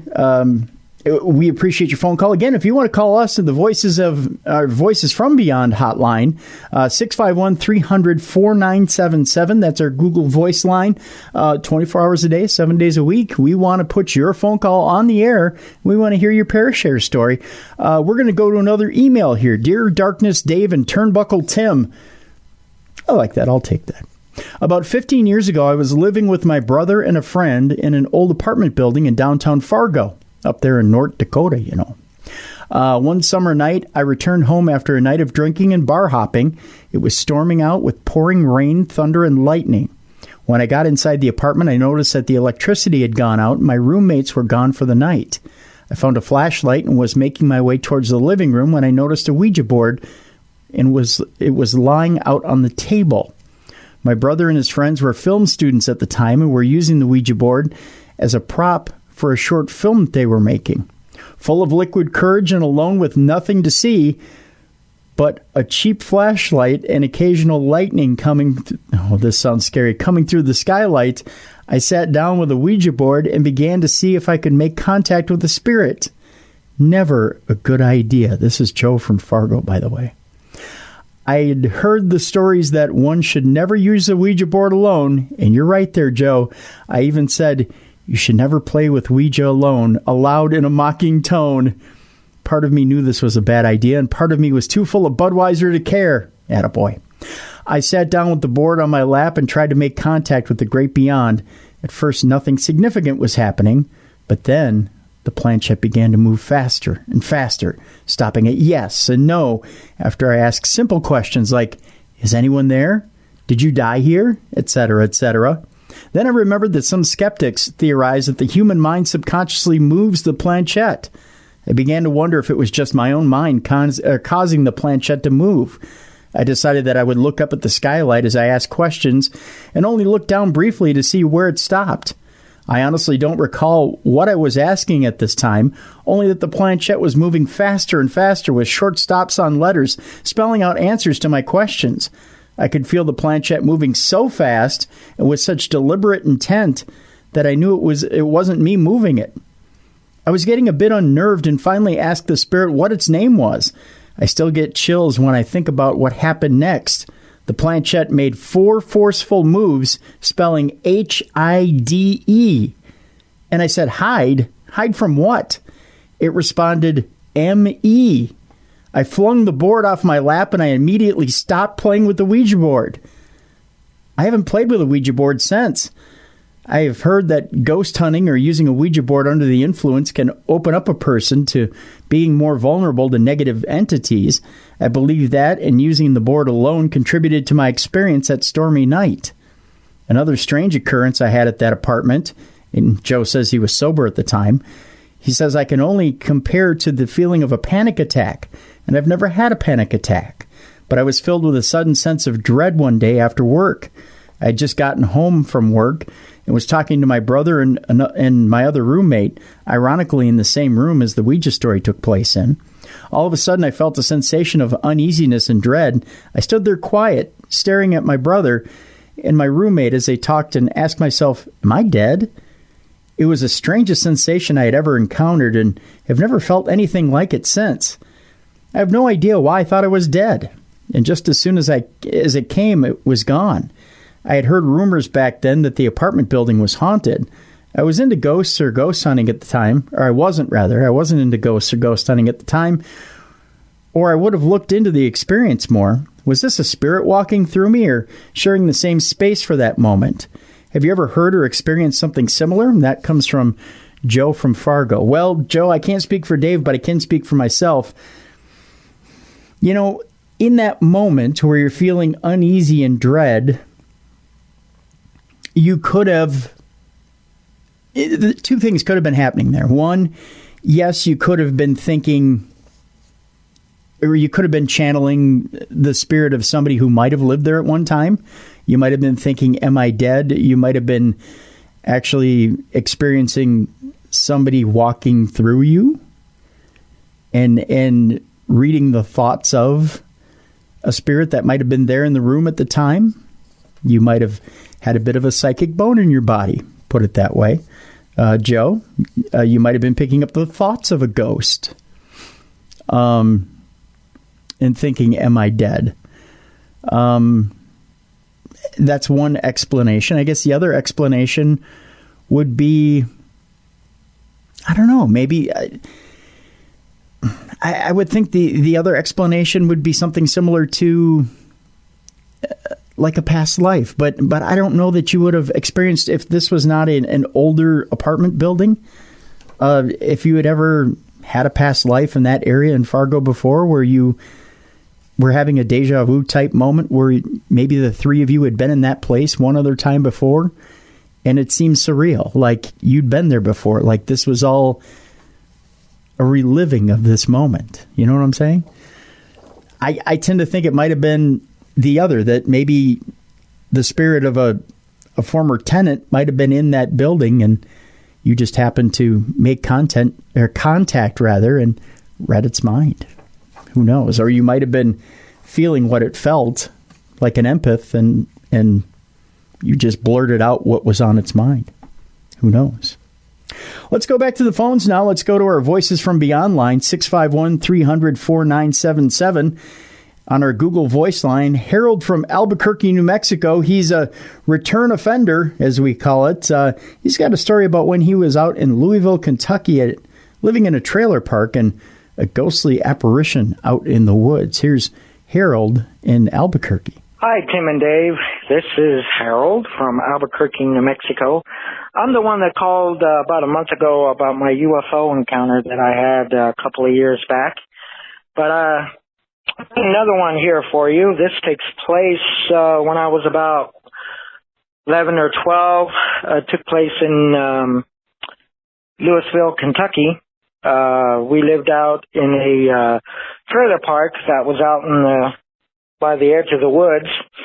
And, of course, my dad was in the military at the time, so we moved from place to place to place to place.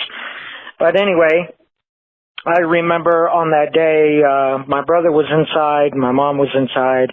I went outside to play, and I remember, just playing around, typical little kid, playing with sticks and rocks, and happened to see this little dirt trail, and so I followed it. It was a bright, sunny afternoon.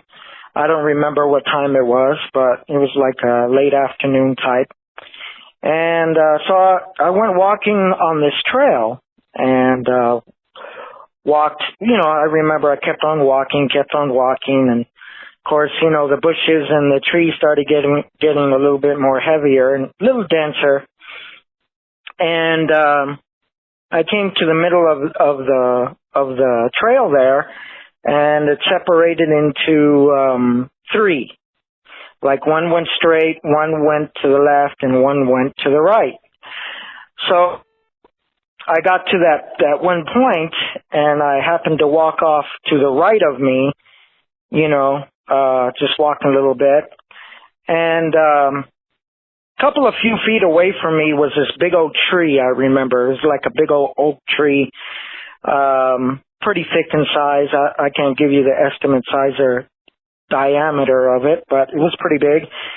And I stood there looking at it, and I heard like some noise coming from behind that big old tree. And so, my curiosity, I just stood there and was looking, and all of a sudden I seen this like a white, solid white figure with its head peeking around the corner.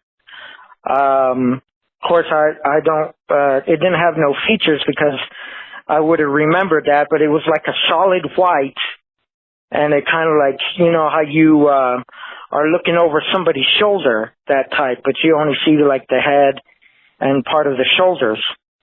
And I stood there looking at it, and he looked at me, and I looked at it, and they looked at me, and all of a sudden it started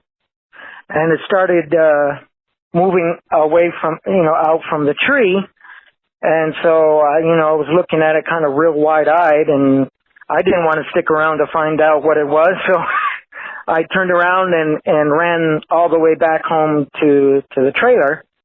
And I went inside, and I just sat there on the couch and was thinking about it. My mom kind of came up to me and asked me, well, what's wrong? You look like, your expression is like all surprised. And I said, Mom, I seen something out in the woods, but I couldn't tell, I didn't know what it was. And I described it to her and everything. And she just like looked at me and like, really? And I was, and she said, well, maybe it was just your imagination or, or something like that.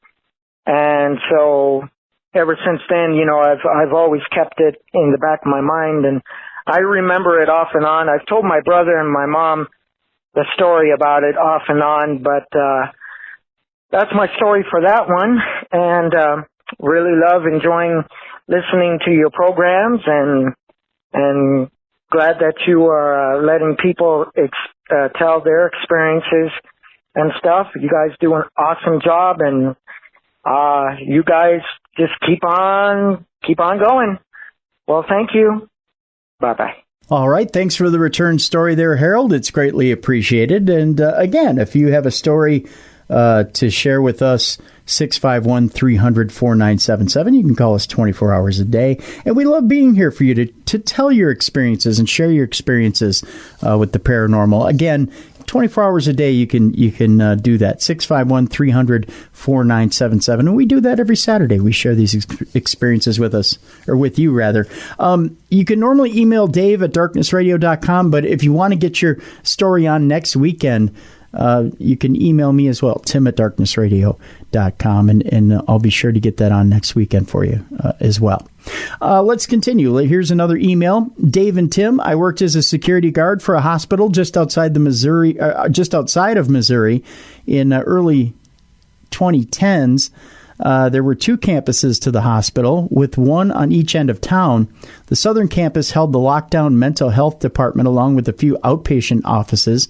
After 4 p.m, the whole building was closed down except for the mental health ward, and any visitors had to contact security using a phone placed on an outer wall near the main entrance. Many nights, the staff and I would bear witness to shadow people, strange noises, and other phenomena. I gotta do it. Dave's in Romania. I mean, who else is going to do it? One night, the security phone rang, and the other person on the other end asked to be let in so that they could visit their daughter, who had just given birth in room 215. I advised them over the phone that the labor and delivery ward was at the other campus and provided instructions on how to reach that building. The odd thing was that the labor rooms across town were all 100 room numbers, and the area of my campus's former labor ward were rooms in the 200s. After the phone call, I decided to go spend some time in the front lobby while I waited for my next set of rounds to begin. While in the lobby, the fire alarm sounded. At the time, security was responsible for checking and resetting the alarms in the event that they went off. And when I looked at the alarm panel, it showed that the alarm was originating on the old labor ward about halfway down the hall near where the rooms 213 through 216 would be once the fire department arrived. We began to clear the floor and check it for any signs of trouble. As we checked the old labor ward, we found that the nurse call light was sounding in room 215, the same room that the person I had talked to on the phone had asked about. A phone in a nearby office that was no longer in use also began to ring, and upon the fire department and myself checking the office, the phone stopped ringing as I unlocked and opened the door. One of the firemen picked up the phone and began to follow the phone line back to the floor where it was lying, not plugged into the wall. Oh, that's creepy. The fireman and I decided that the incident was above our pay grades and got out of that section of the building as quickly as possible. After my adrenaline levels dropped from being spooked, I called the labor ward at the other campus to see if the person I talked to on the phone had ever shown up. The nurse told me that she didn't even have any patients that night, and that there had not been any babies born in the last few days prior either. As I mentioned earlier in this email, I saw and heard many unexplainable things when I worked at that hospital, but this is the one event that stands out the most in my memory. The building is now completely shut down, and I plan on contacting the new owners of the property to see if they will allow me to go in and try and capture some EVPs or video footage of any paranormal happenings. And that comes from Corporal Corey Vaughn of the Caruthersville, Missouri Police. Thank you very much, Corporal Vaughn, and we appreciate your service as well. Let's move on. We have another phone call on speaking of spooky paranormal happenings. We have a Jesus sighting on the phone on 651-300-4977 on the Voices from Beyond line. It's a Jesus... Oh, wait, no, it's not a Jesus sighting. It's Jesus from West Texas. Sorry, Jesus. I know you even said it in the phone call. I screwed up again. I do that a lot. Here's Jesus from West Texas with a story about his 11-year-old son and a strange visitor in his bedroom. Hey, Mr. Dave, Mr. Tim. This is Jesus, not Jesus, by the way. I had sent in a story of my experience in Borger, Texas, West Texas, actually.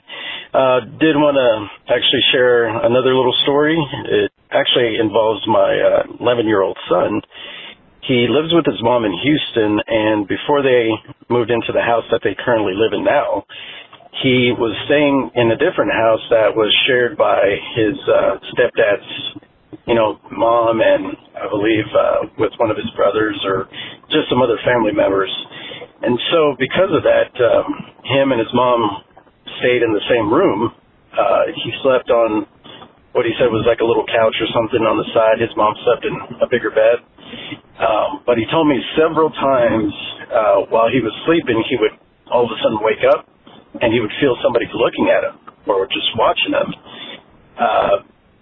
He told me that at first he wouldn't want to wake up fully or even open his eyes, but when he finally would or get brave enough to actually look and see what was staring at him, he said that he would be looking at this person.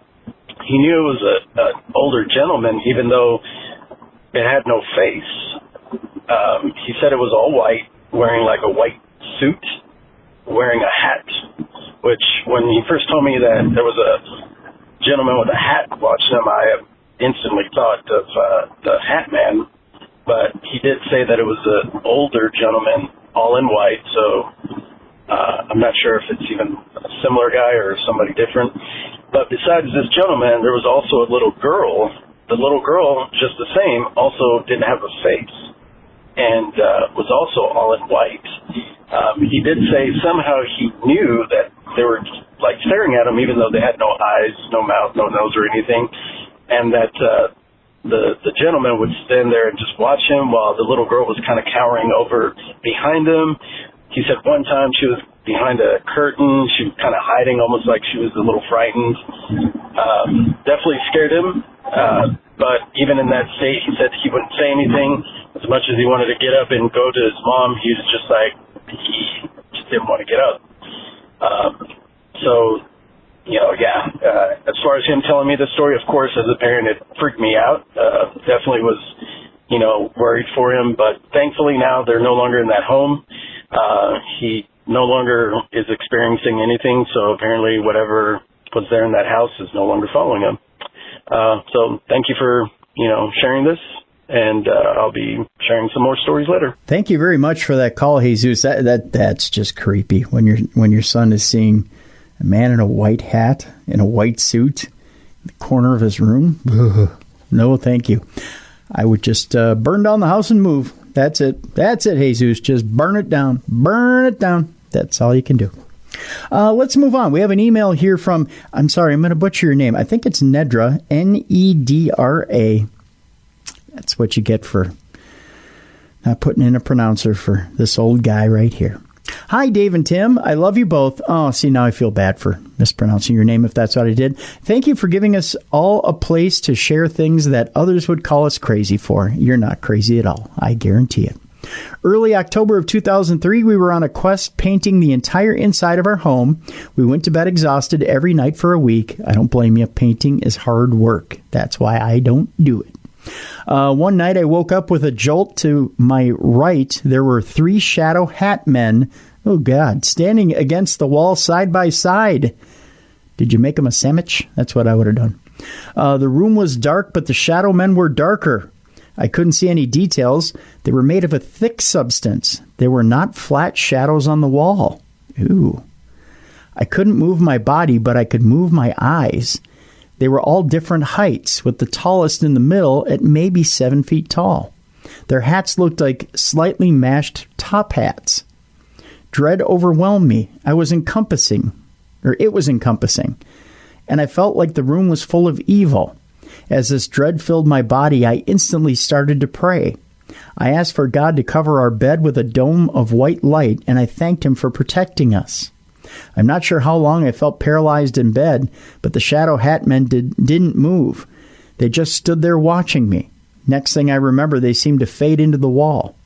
When I could move, I woke my husband, and he, of course, said I had had a bad dream. I couldn't go back to sleep, and before morning, I was overcome with the terrible, sad feeling that something ominous was going to happen. More than ever, I prayed that my family would be protected. I couldn't shake this feeling, this horrible, horrible feeling. 2 weeks later, I had my first attack from an autoimmune disease that I was later diagnosed with. I lost my vision, and the entire right side of my body went numb. I couldn't walk without help, and I looked as if I had a stroke. Oh, I'm sorry. A week after that, my sister-in-law fell, broke her pelvis, and we believe accidentally overdosed on pain medications and died. It was the worst month of my family's life. I feel like the Shadow Hat Men were a terrible sign of something foreboding. I've never seen them again, nor have I felt that overwhelming sense of dread. I still have an autoimmune disease, and on occasion I relapse, but for the most part, I'm doing well. I can see, walk, talk, etc. In 2010, my husband had the opportunity to speak with a psychic who told him that yes, things are good in our home, but to cleanse our home with sage and to rid our home and lives of clutter. We've done this, and I really feel that sage helps every few months, just in case something might lurk our way. I never want another encounter with a Shadow Hat Man again. I feel they come with evil, and that comes from Nedra. Well, Nedra, I can't say I've ever heard anything positive come from a Shadow Hat Man. You're right about that. It seems like every time we hear about one of these Shadow Hat Men, there's something dark, evil about it. I don't ever hear about a positive experience. If they do lurk, they lurk ominously in the background, and that's at the very best. At the worst, I mean, it seems like your story is one of the bad stories that we hear about. And I'm so sorry that all of that happened to your family. That's tragic. I'm so sorry. Let's go to our last phone call. Again, the Voices from Beyond line is 651-300-4977. Once again, 651-300-4977. Another repeat offender, Peggy Joe from Tucson. If you want a good way to get rid of a relative that you're not very fond of, I think Peggy Joe has a solution for you. She returns to finish up a previous story, and I think you have to kind of connect the dots to a past episode. I don't know. Let's follow along if you can with Peggy Joe. Here she is, Peggy Joe from Tucson. Hi, Tim and Dave. This is Peggy Joe from Tucson again. I just heard myself on the program, episode 179, and I forgot to tell you the best part. So I'm in my house. I'm looking around. I'm trying to find where this angel came from or went. The phone rings. It's my least favorite sister-in-law, and she's crying. I said, "Why are you crying?" And she said, "I've got some bad news." And I said, before she could finish, "Nana died." And she goes, yes, she did. She died just a little while ago." And I said, "She died at 1:09. And she goes, "Oh, did Dottie already call you?" I said, "No, God sent an angel to tell me." She couldn't get off the phone fast enough. It was such a great way to get her off the phone. Anyhow, thanks so much for sharing my story, and I love you guys. Bye-bye. See, I told you, Peggy Joe has a solution. If you ever want to get rid of a not-so-great relative, you just become instantly psychic, and there you go. That's how you get rid of them. One last email for you before we leave you today on a Parashare and Supernatural News Saturday. This one says, "Hello, Dave the Pawn Star Schrader and Tim the Giant Dennis." This one from Long Duck, evidently. That's who wrote the email. It says, "This is Long Duck. I'm doing a 34-hour reset." I have no idea how you do that. So now I have time to tell you this account. This happened to me in California.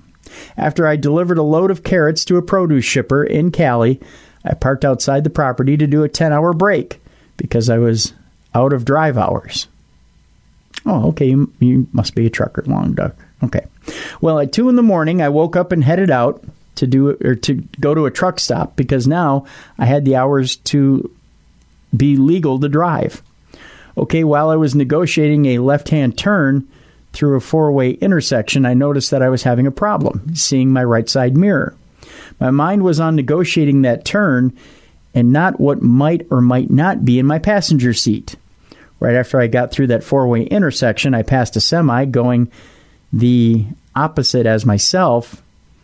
That was when I saw in the corner of my eye a shadow figure. Of course, it disappeared when I looked. Duh. That was nothing. There was nothing in my seat, but I remembered the outline of the head. It was on a person. It didn't have horns or anything.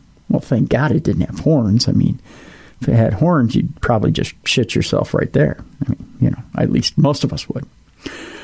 That caused me to remember back about 5 or so years ago when I was driving home in a 1995 Plymouth Voyager, which would also cause us to shit ourselves. I'm just saying. We share a dirt and gravel drive with a couple of other houses. Each dwelling has their own smaller driveway. And he says, okay, while I was coming toward my place, I decided to set up to back in, which required me to drive past my drive. When a thought came across my mind, you are going to surprise someone when you back in. Well, I backed into the drive and then under the carport, which is attached to the side of the house. When I backed up, I was looking through my left-hand door mirror. I saw someone standing by the door of the house, dressed with a polo shirt and slacks. When I saw him, I wasn't startled. I was just curious. When he noticed or knew that I could see him, he acted like he was surprised. He then, while I was backing, started to walk backwards towards the back of my van and vanished. I already had my windows down and the van's exhaust was quiet. There was no place he could go without running through the bushes, thorns, and brambles. Interesting. And that's how he ends it. He says, I really love your show. Sincerely, Long Duck. Well, thank you, Long Duck. Evidently you have a history of people disappearing away from your vehicles, which either means you are seeing things, or you have a history of ghosts appearing by you, or they just want to get the hell away from your vehicles because you're doing something with your cars. Just saying. Maybe you're not such an excellent driver. I don't know. That's it for Parashare for Saturday. Join us tomorrow. Tomorrow we have a very interesting show indeed. We're going to pile spirits on top of spirits. We have Devin Sisk and Ellen McFarlane with us, and we're going to be talking about the spirits of Napa.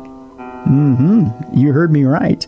We're going to be talking about Napa County ghosts and the spirits of wineries. We're going to combine spirits upon spirits. It's going to be an interesting show. So that's coming up tomorrow. For Dave Schrader, I'm Tim Dennis, and you've been listening to the best in paranormal talk radio for a Saturday. This is Beyond the Darkness.